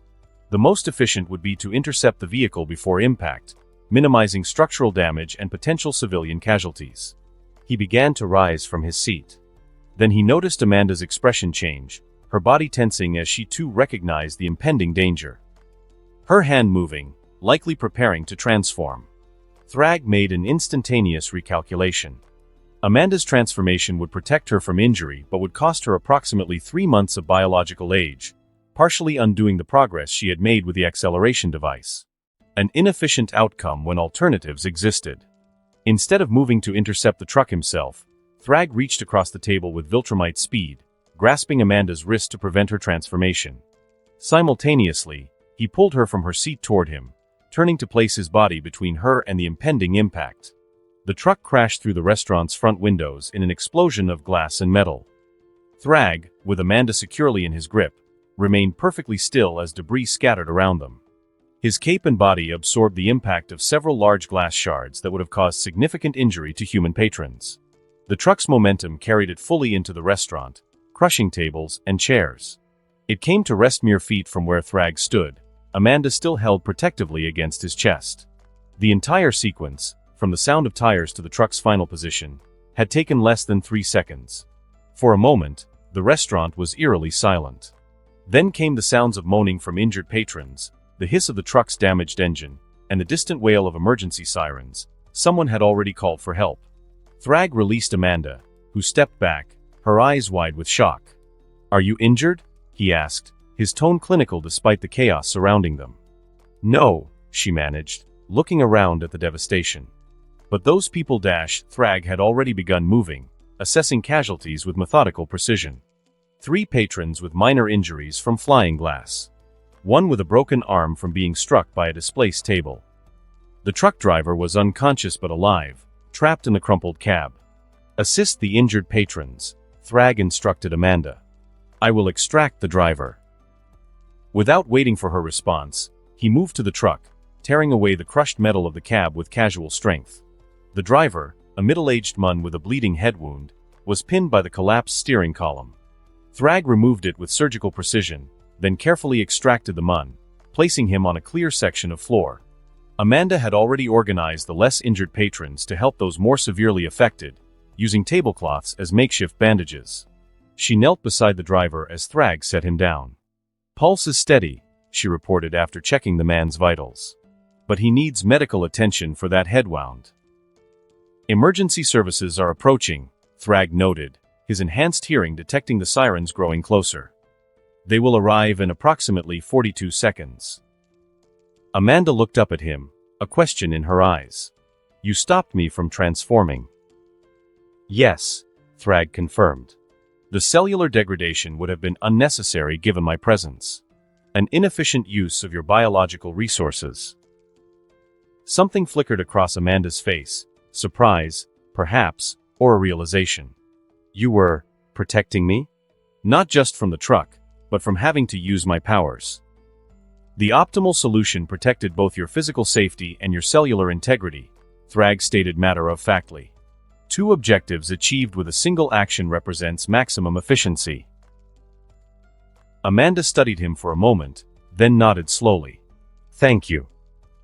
The first emergency responders entered the restaurant, paramedics immediately moving to assess the injured.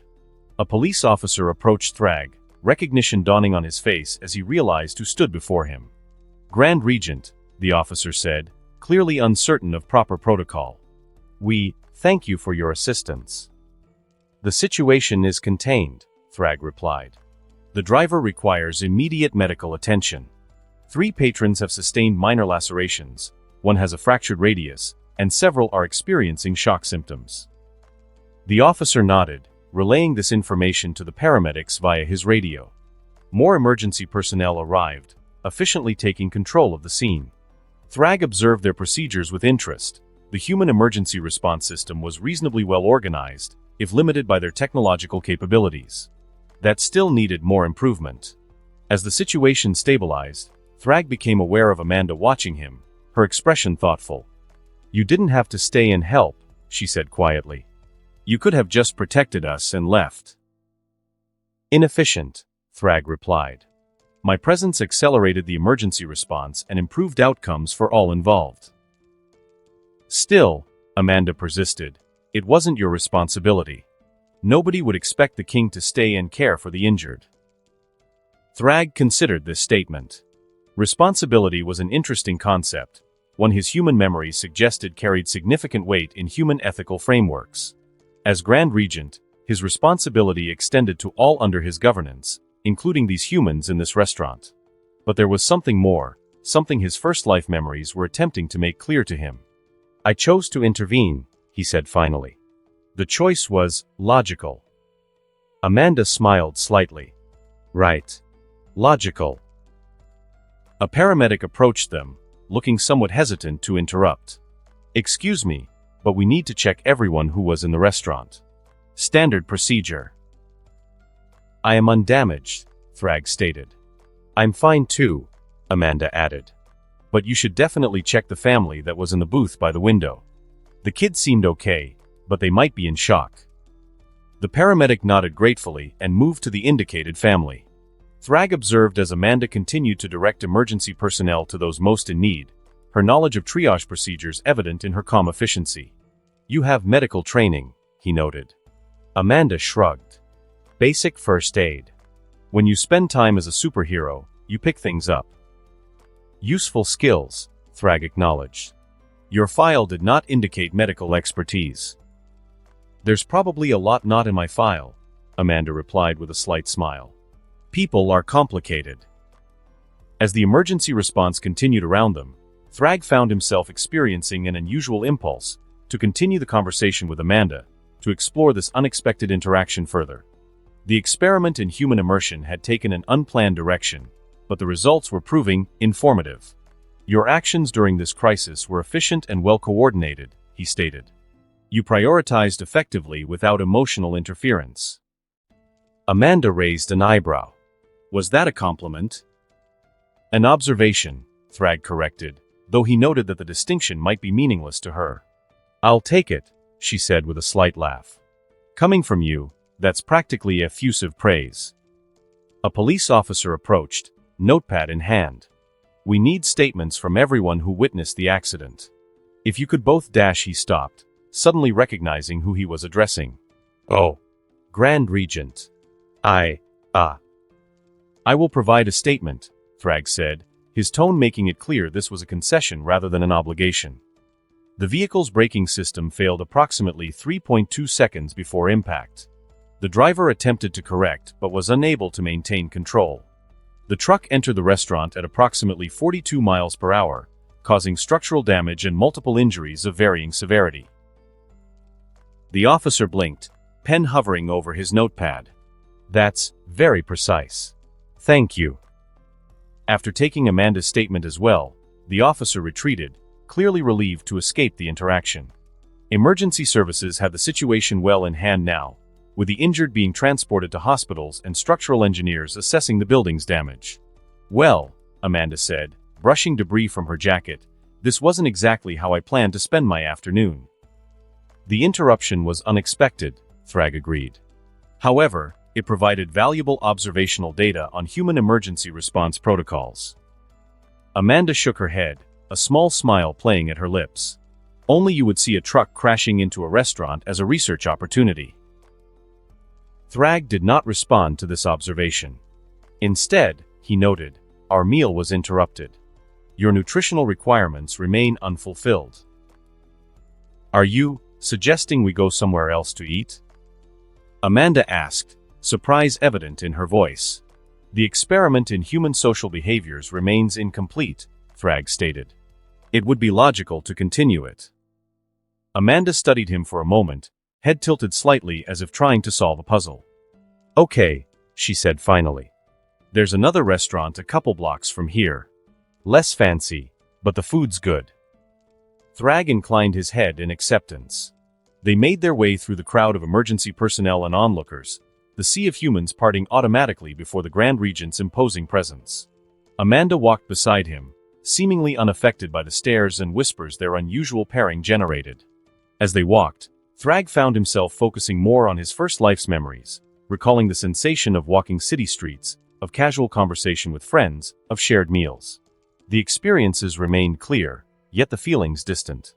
Though each step, each interaction, brought him almost close to them. "You know," Amanda said as they walked, "for someone who supposedly doesn't care about humans beyond their utility to the Empire, you went to a lot of trouble back there to save everyone." "Efficient governance requires population preservation," Thragg replied automatically. "Aha," Amanda said, clearly unconvinced. "And I suppose stopping me from transforming was just about resource optimization, too?" Thragg considered this. "Your cellular integrity is a valuable asset. Preservation was logical." "Right," Amanda said with a knowing smile. "Completely logical." They continued in silence for a moment before she spoke again. "The device you gave me, the one that lets me age forward instead of backward, it's changed my life. For the first time in years, I feel like I have a future, not just a countdown to childhood." "The technology served its purpose," Thragg acknowledged. "It did more than that," Amanda insisted. "It gave me hope. And I've been wondering, was that intentional? Did you consider the psychological impact, or was it just about making me more efficient as a guardian?" The question gave Thragg pause. His initial calculation had indeed focused on optimizing Amanda's combat utility by eliminating the disadvantageous side effects of her powers. But somewhere in his decision-making process, influenced perhaps by his first life, he had also considered the quality of her existence, the frustration and limitation her condition imposed. Both factors were relevant to the decision, he admitted finally. Amanda nodded, as if he had confirmed something she already suspected. "I thought so. You're not quite as coldly logical as you pretend to be, are you?" Thragg did not respond to this directly. "We have arrived," he noted instead, evading the question, indicating the restaurant Amanda had mentioned, a small establishment with a simple sign reading Mike's Diner. As they entered, the same pattern of shocked recognition spread through the patrons and staff, conversations halting as all eyes turned to the Grand Regent. But this time, having observed the process once already, Thragg noted subtle differences in the reactions. The presence of Amanda beside him seemed to alter the human's perception, making him marginally less intimidating. Interesting. They were seated quickly, a nervous waitress handing the menus before hurrying away. Amanda opened hers, scanning the options with casual familiarity. "The burgers here are really good," she offered. "And they have great milkshakes." Thragg examined the menu. It was indeed simpler than the previous establishments, with straightforward descriptions of basic food items. His human memories provided context. This was a diner, a type of restaurant focusing on comfort food and casual atmosphere rather than culinary sophistication. I will have the burger, he decided, closing the menu. Good choice, Amanda approved. I'm going with the club sandwich. When the waitress returned, Amanda ordered for both of them, adding milkshakes to the order with a confidence that suggested she was making the decision for Thragg as well. He did not object. The experiment in human social behaviors included experiencing typical food items. As they waited for their food, Amanda leaned forward slightly. Can I ask you something? Something personal. Thragg inclined his head. Permission granted. Why Earth? She asked. I mean, I know the official line about genetic compatibility and all that, but there must be other compatible planets out there. Why choose us specifically?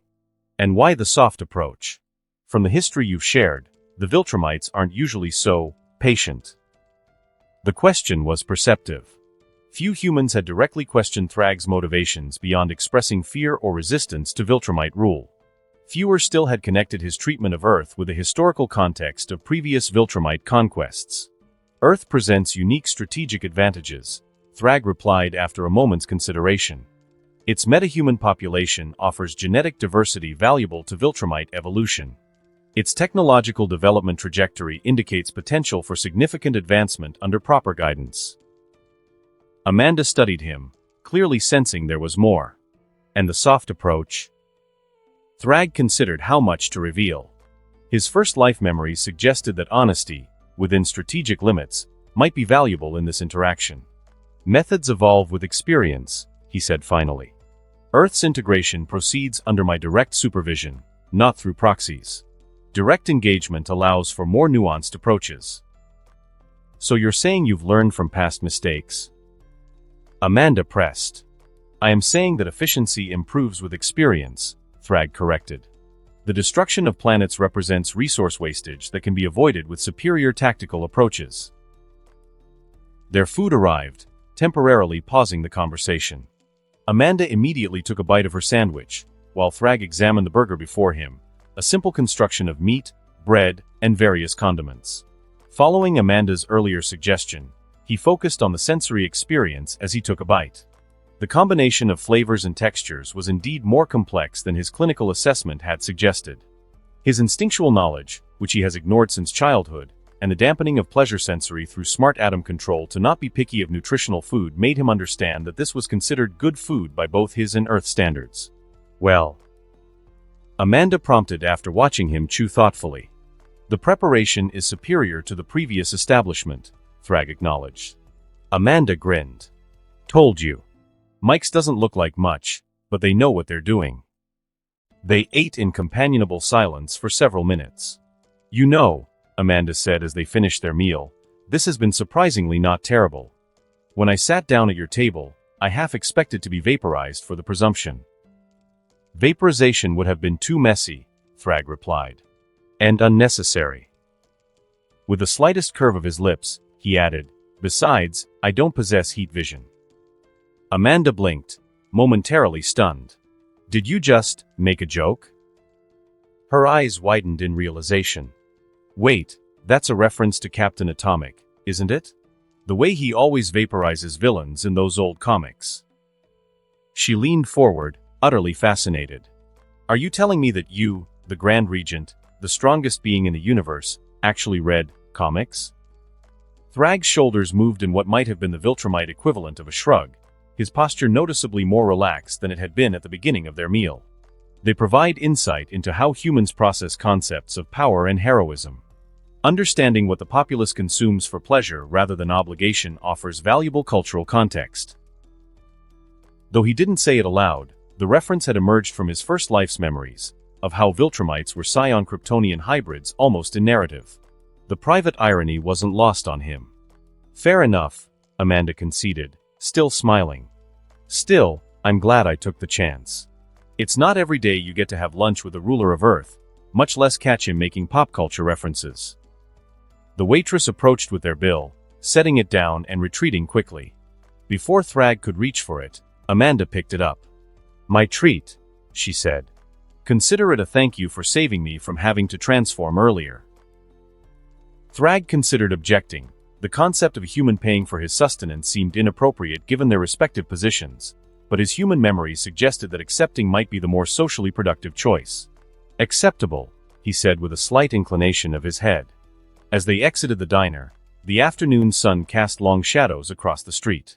Pedestrians still gave them a wide berth, but Thragg noted a subtle shift in the humans' reactions. Curiosity now mingled with the fear and awe, as if his presence in such an ordinary setting had made him marginally more comprehensible to them. "Well," Amanda said, turning to face him, "this has been an interesting afternoon. Again, thanks for the save back there." "Your gratitude is unnecessary but acknowledged," Thragg replied. "The interaction has been educational." Amanda smiled. "High praise indeed. Maybe we'll run into each other again sometime." "Perhaps," Thragg allowed, though the statistical probability of another random encounter was negligible. With a casual wave, Amanda turned and walked away, soon disappearing into the flow of pedestrians. Thragg watched her go, noting the ease with which she reintegrated into the human crowd, a metahuman with extraordinary abilities, yet capable of existing comfortably within ordinary human society. An interesting model of adaptation. Thragg, after a moment, rose into the air, accelerating toward the stratosphere, leaving the streets of Chicago and their mundane activities behind. Yet as he flew, the memory of the afternoon remained unusually clear. The restaurant, the accident, the conversation with Amanda, the feelings that he began to recognize as warmth having begun to bloom again. Thragg immediately pushed the thought away. This was merely a data point in his ongoing analysis of Earth and its inhabitants. Nothing more. Nothing more at all. Nolan's POV, "I never thought I'd find myself here." The thought crossed my mind for perhaps the 100th time as I watched Thragg, Grand Regent of the Viltrum Empire, the most powerful being in the known universe, furiously mash buttons on a PlayStation controller that looked absurdly small in his massive hands. "This primitive input device fails to register the precision of my commands," he growled, eyes narrowed at the screen where his character had just been knocked out by mine. "Again. That's the 5th controller this week," I observed, trying to keep my tone neutral. No one mentioned the growing pile of fractured plastic and circuitry in the corner of the room. No one dared. Thragg glared at the offending controller, which emitted an ominous cracking sound as his grip tightened. The limitations of this simulation are frustrating. In actual combat, I would have executed at least 73 different countermaneuvers during that exchange. "That's kind of the point of video games," I explained, not for the first time. "They're simplified versions of reality. That's what makes them fun." "Fun," Thragg repeated, as if testing an unfamiliar word. "The concept continues to elude me. Efficiency in skill development is logical. Entertainment for its own sake is." He trailed off, seemingly unable to find a suitable description. Across the room, Conquest chuckled, a sound that still sent chills down my spine despite our months of forced proximity. The ancient Viltrumite warrior, once the most feared enforcer in the Empire, sat in an armchair that creaked ominously under his bulk. "You're overthinking it, as usual," Conquest told Thragg. "Just hit the buttons faster than he does." Thragg's mustache twitched in what I'd come to recognize as irritation. The timing mechanisms are inconsistent. The response windows do not align with realistic combat parameters. "That's why Nolan keeps winning," Conquest said, a rare note of amusement in his gravelly voice. "He's not trying to apply actual combat logic to a children's game." I winced at that characterization. "Street Fighter isn't exactly for children. Another round," Thragg demanded, cutting me off. The controller in his hand gave another warning creak. "Actually," I said quickly, glancing at the clock, "Debbie's probably finished making dinner by now.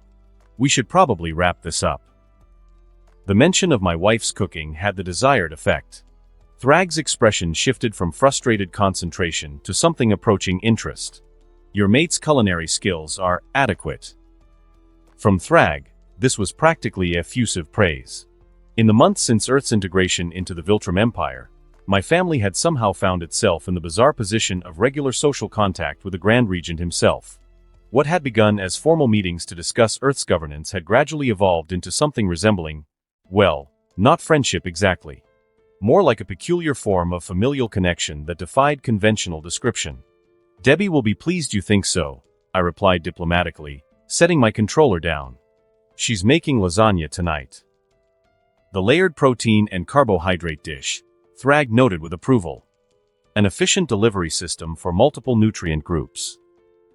I suppressed a smile.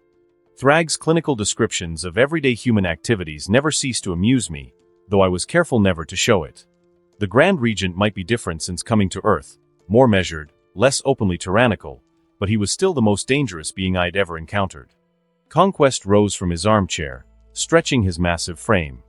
I'll have to pass on dinner. Duty calls in the European sector. The insurgent situation? Thragg inquired. Nothing I can't handle, Conquest replied, a familiar bloodthirsty gleam in his eye. Minimal casualties, Thragg reminded him, his tone leaving no room for argument. The resistance group is to be contained and assessed, not eliminated. Conquest's expression flickered with what might have been disappointment, but he nodded. As you command, Grand Regent.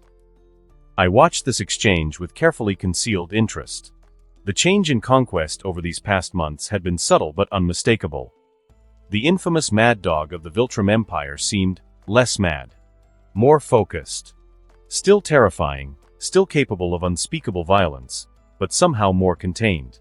The regular meetings with Thragg, ostensibly for strategic planning but increasingly resembling something closer to mentorship, had given the ancient warrior a stability I wouldn't have thought possible. As Conquest departed, launching himself through the specialized exit hatch designed for Viltrumite flight speeds, I turned back to Thragg. Shall we head to the house? Thragg nodded, setting down the cracked controller with deliberate care that didn't quite prevent another piece of plastic from falling off. We should collect Eve first. I nodded, unsurprised by the suggestion. Eve's presence at these family dinners had become a fixture, always arriving with Thragg in what had become an unmistakable pattern. The Grand Regent's interest in Mark's relationship with Eve was about as subtle as a supernova, though his attempts at facilitating their connection were couched in terms of tactical synergy and optimal genetic compatibility. What had surprised me more was the relationship that had developed between Thragg and Eve herself. Something almost paternal. Thragg's interest in Eve's family situation, particularly her strained relationship with her father, had evolved from clinical assessment to something resembling protective concern. Not that I'd ever comment on it. I enjoy living, thank you very much. She's at the research facility today, I said as we exited the recreation room of Thragg's mountain fortress, testing new applications of her molecular manipulation. Her progress has been significant, Thragg observed as we walked through the gleaming corridors. The precision of her control has increased by 47% since the initial assessment. She's always been impressive, I agreed. Even before your training programs. Thragg gave me a sidelong glance. Your son has chosen well, despite his reluctance to formalize their pair bond. I had to stifle a laugh at his phrasing. They're young, even by human standards. And Mark is cautious about relationships, especially with everything that's happened. Inefficient, Thragg declared. Their compatibility is evident. Prolonged courtship rituals serve no purpose when optimal pairing has been identified. Humans don't really work that way, I explained, not for the first time. Emotional connection takes time to develop properly. A cultural limitation, Thragg dismissed, though without the contempt such a statement would have carried months ago. Such connection can develop after they've gotten together for they, as I stated before, are already optimal. We reached the launch bay, where Thragg's personal transport awaited. Though he could fly faster than the vessel, he had taken to using it for transport within Earth's atmosphere, a concession to human sensibilities regarding sonic booms and the panic that tended to ensue when he streaked across the sky at speed. As we boarded, I found myself reflecting on how much had changed. 6 months ago, I had been preparing to eliminate the Guardians of the Globe as the first step toward Earth's conquest. Now I was heading to a family dinner with the Grand Regent himself, who had somehow become a regular guest at our table. The universe had a strange sense of humor. The flight to the research facility took mere minutes.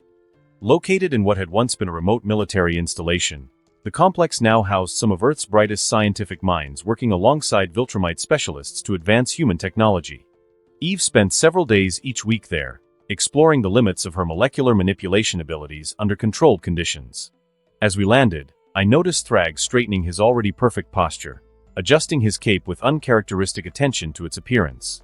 Another small change I'd observed: he seemed to place more importance on formality when collecting Eve for these gatherings.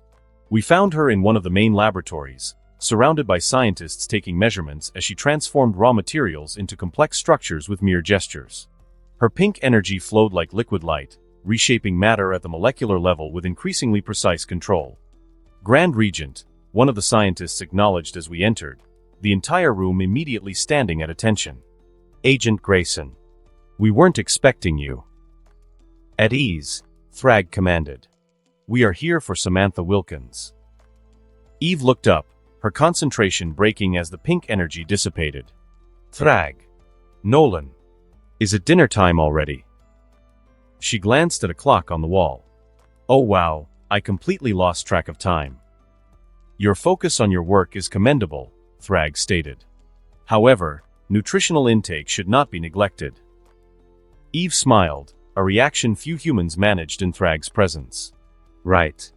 Wouldn't want to be inefficient. I caught the slight teasing in her tone, something that would have earned anyone else a withering glare at minimum. From Thragg, there was merely a slight inclination of his head, almost as if acknowledging an inside joke. Your progress today? He inquired as Eve gathered her belongings. Pretty good, she replied. I managed to reduce energy expenditure by about 15% while maintaining structural integrity in complex transmutations. Dr. Sharma thinks we might be able to apply the technique to large-scale environmental restoration projects. Acceptable progress, Thragg nodded, which from him was high praise indeed. The applications for planetary resource management are significant. As we headed back to the transport, I observed the easy rapport between them with carefully concealed interest. Eve showed none of the tension most humans exhibited around Thragg, and he, in turn, demonstrated a patience with her questions and observations that he rarely extended to others. How's my dad? Eve asked as we boarded, her tone deliberately casual. Thragg's expression hardened slightly. Your biological father's status is unchanged. He continues to avoid communication attempts. I winced internally. Eve's father had been among the more vocal critics of the Viltrumite integration, despite, or perhaps because of, the personal benefits his daughter had received from the new regime. His rejection of Eve's role in working with Viltrumite authorities had driven an even deeper wedge in their already strained relationship.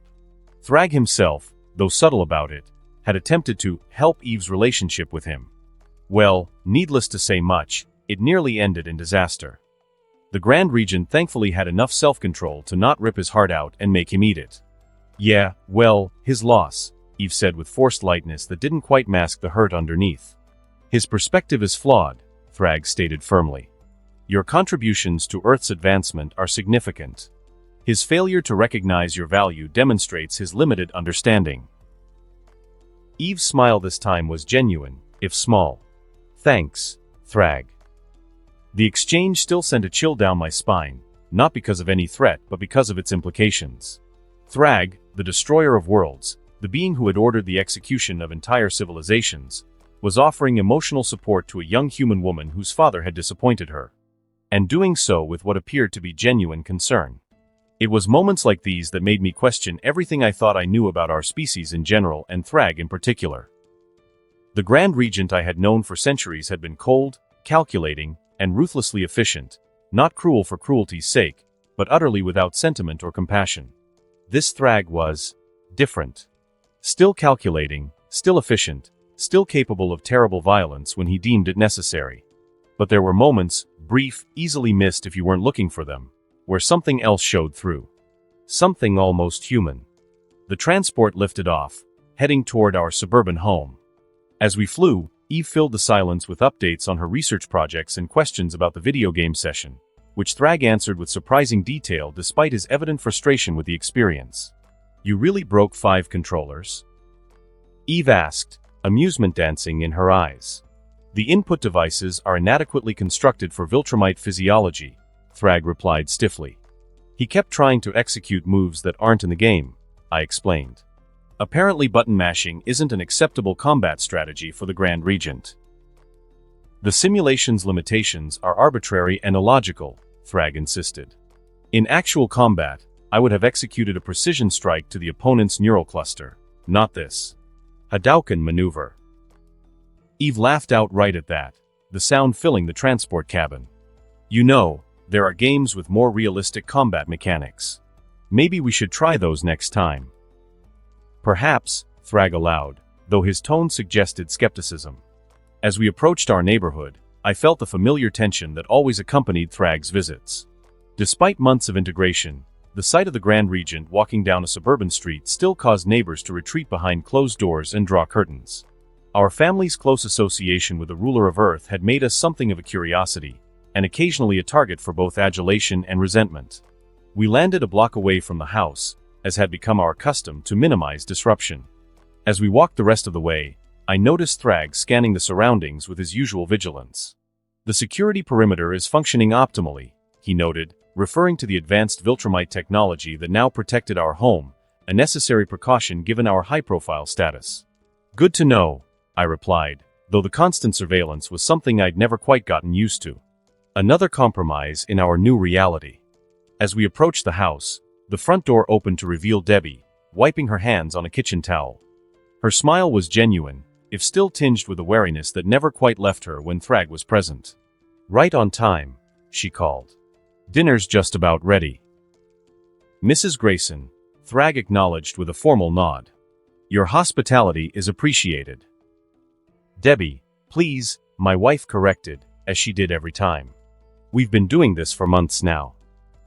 Debbie, Thragg conceded, the informality seeming almost uncomfortable for him despite the repetition. Inside, Mark was setting the table, looking up as we entered. Hey, Dad. Eve. His eyes moved to Thragg, his expression carefully neutral. Grand Regent. Mark, Thragg returned the greeting. Your combat training has been progressing adequately? Yes, sir, Mark replied, the formality automatic now. General Craig says my aerial maneuverability has improved by 23% since last assessment. Acceptable, Thragg nodded. Though your reaction time in multivector attacks remains suboptimal. We're working on it, Mark assured him, with just a hint of the frustration he normally kept carefully hidden. I watched the interaction with mixed feelings. Mark's relationship with Thragg remained the most complex of all of ours. As a half-Viltrumite with extraordinary potential, Mark received special attention from the Grand Regent, training sessions, strategic instruction, and even historical education about Viltrumite culture. The attention was both an honor and a burden, one that Mark shouldered with remarkable maturity for his age. Eve. Debbie exclaimed, breaking the moment of tension. How's the research going? Any breakthroughs? As Eve launched into an enthusiastic explanation of her latest projects, I helped Mark finish setting the table. The domestic normalcy of the scene contrasted sharply with the presence of the being who had once been, still is, the most feared entity in the universe, now standing somewhat awkwardly in our living room, listening to two human women striking conversation. Dinner's ready, Debbie announced after a few minutes. Everyone, please sit down. We took our places at the table, a specially reinforced one that had been a gift from Thragg after the third time our regular furniture had collapsed under Viltrumite's strength, Mark having had the most trouble since Thragg was constantly training him to be stronger. The Grand Regent sat at what had become his customary position opposite me, with Eve to his right and Mark to his left. Debbie sat at the other end of the table, serving the lasagna. This smells delicious, Mrs. Debbie, Thragg corrected himself mid-sentence. Thank you, Debbie replied, passing him a plate sized for Viltrumite appetites. I added extra layers this time. You seemed to enjoy it last week. Your attention to detail is commendable, Thragg acknowledged, examining the layered pasta with what might have been appreciation. Conversation flowed more easily once we began eating. Mark discussed his recent training sessions, Eve elaborated on her research, and Debbie shared updates on her community projects. Thragg, for his part, listened more than he spoke, occasionally asking clarifying questions or offering observations. To an outside observer, it might have almost appeared normal, a family dinner with a particularly formal guest. The integration of medical technology in rural areas has exceeded projections, Thragg noted at one point. Your coordination of the volunteer medical corps has been efficient, Debbie. My wife blinked in surprise at the direct compliment. Thank you. The volunteers have been amazing. And having access to Viltrumite healing technology has transformed what we can accomplish. Human adaptability continues to impress, Thragg acknowledged. The speed with which your species incorporates new methodologies is unexpected. We're pretty good at rolling with the punches, Mark commented. Thragg's brow furrowed slightly. An idiom referring to resilience in the face of adversity. Appropriate. I caught Debbie's eye across the table, sharing a moment of silent amusement at Thragg's literal interpretation. These moments of almost normalcy had become more frequent as the months passed, though they never quite erased the underlying reality of our situation. So, Debbie said, changing the subject, "What game were you playing today?" Eve mentioned something about Street Fighter. "A primitive combat simulation," Thragg confirmed, a hint of frustration returning to his voice. "With arbitrary limitations that bear little resemblance to actual combat dynamics." "He's just mad because I beat him 7 times in a row," I added, unable to resist. Thragg's eyes narrowed slightly. "The interface is poorly designed for beings of superior strength and reflexes. The commands are unnecessarily complex for basic maneuvers." "That's kind of the point," Mark explained. "It's about timing and memorizing move combinations, not actual fighting skill." "An inefficient method of entertainment," Thragg declared. "Though." He paused, seeming to consider his words carefully. "I understand its value as a social bonding activity among humans." The admission, small as it was, caught me by surprise. Another example of how Thragg had been evolving since his arrival on Earth. His interest in human activities had initially been purely strategic, understanding the species under his rule. But lately, there seemed to be something more to it, something almost like genuine curiosity. "Maybe we should try a different type of game next time," Debbie suggested diplomatically. "Something strategic rather than reflex-based." "Perhaps," Thragg allowed. "Though I find the concept of games fundamentally puzzling. Simulated challenges with no practical application seem an inefficient use of time." "Not everything has to be efficient," Eve pointed out.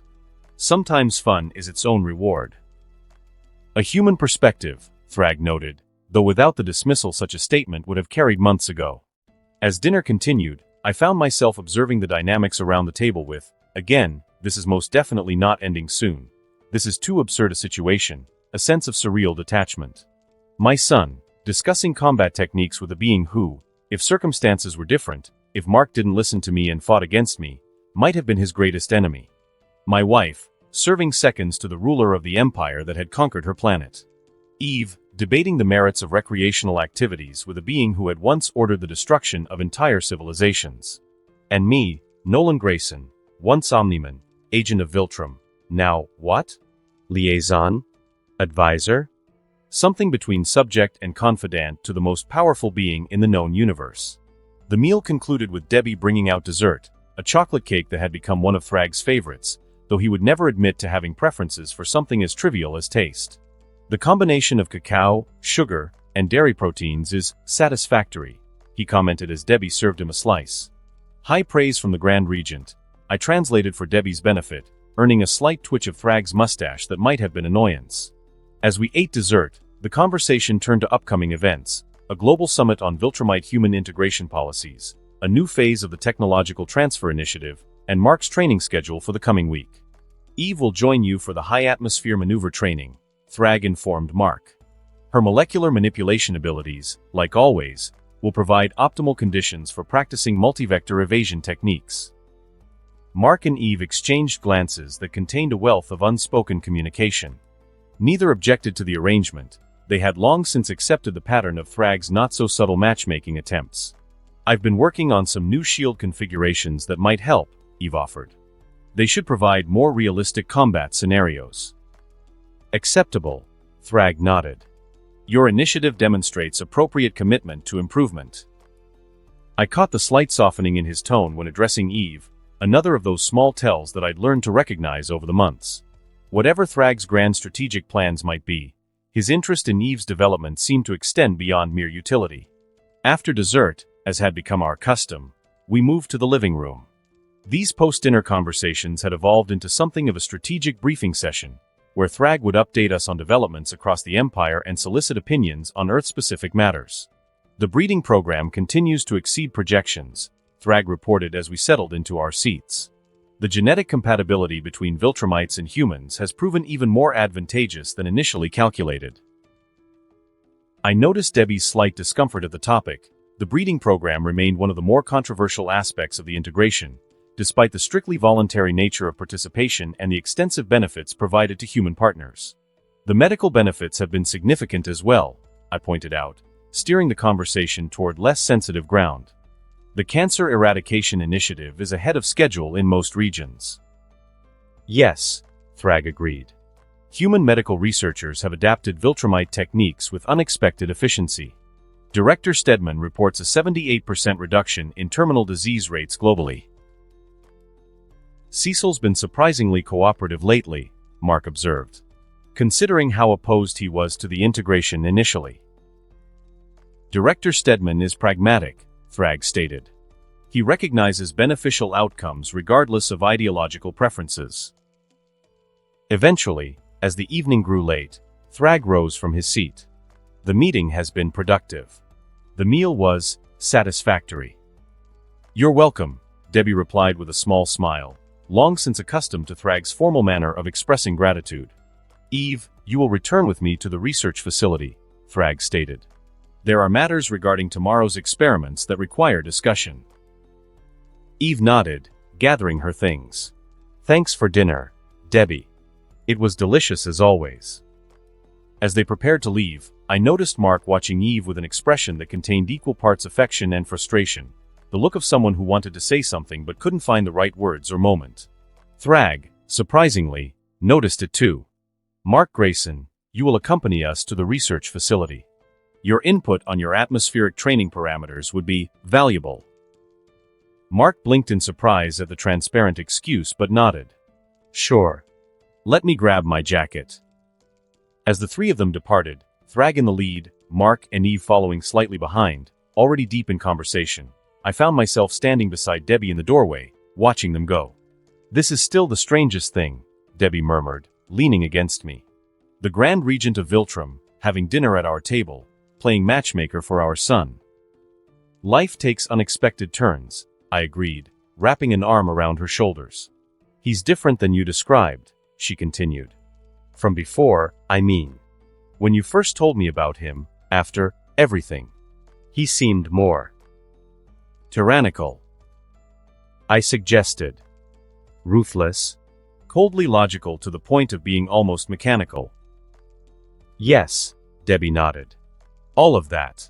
But now he's almost human. I finished for her. I was going to say tolerable, she corrected with a small smile.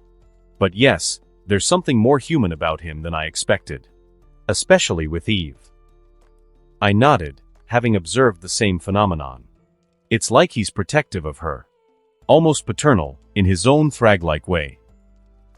A papa bear protecting his cub, Debbie suggested, then immediately glanced around as if worried Thragg might have somehow hurt her. Not that I'd ever say that to his face. I too like living too much to make that comparison out loud, I agreed with a chuckle. As we watched the three figures rise into the night sky, Thragg's cape billowing dramatically, Mark and Eve flying close beside him, I found myself contemplating the strange new world we inhabited. Earth under Viltrumite rule was not what I had expected when I first arrived on this planet decades ago. It was not the brutal conquest I had been trained to facilitate, nor was it the resistance I had later come to fear. It was something new, something unprecedented in Viltrumite history, a genuine integration, with benefits flowing in both directions in a peaceful manner. And at the center of it all was Thragg, the Grand Regent whose methods and motivations seemed to be evolving in ways I never would have predicted. The being who had once been the embodiment of Viltrumite ruthlessness now sat at our dinner table, played video games, however poorly, and took a personal interest in my son's relationship prospects. The universe truly seemed to have an endless capacity to surprise. As the flying figures disappeared into the distance, Debbie and I turned back into our home, closing the door on another surreal evening in our new normal. Next time, Debbie said thoughtfully as we began clearing the table, we should try board games instead. Maybe something strategic, like chess. I couldn't help but laugh at the image of Thragg hunched over a chessboard, his massive fingers delicately moving tiny pieces. I'm not sure we have a set strong enough to withstand his grip when he loses. We'll reinforce one, Debbie decided with a smile. After all, we've gotten pretty good at adapting. Indeed we had. And somehow, against all odds, So had Thragg. And that concludes this episode. If you enjoyed it, I'd seriously love it if you guys could leave a like on the video, as it genuinely helps out so much, and it keeps me going. Plus, it takes only 1 second. That said, have a wonderful day. See you in the next one.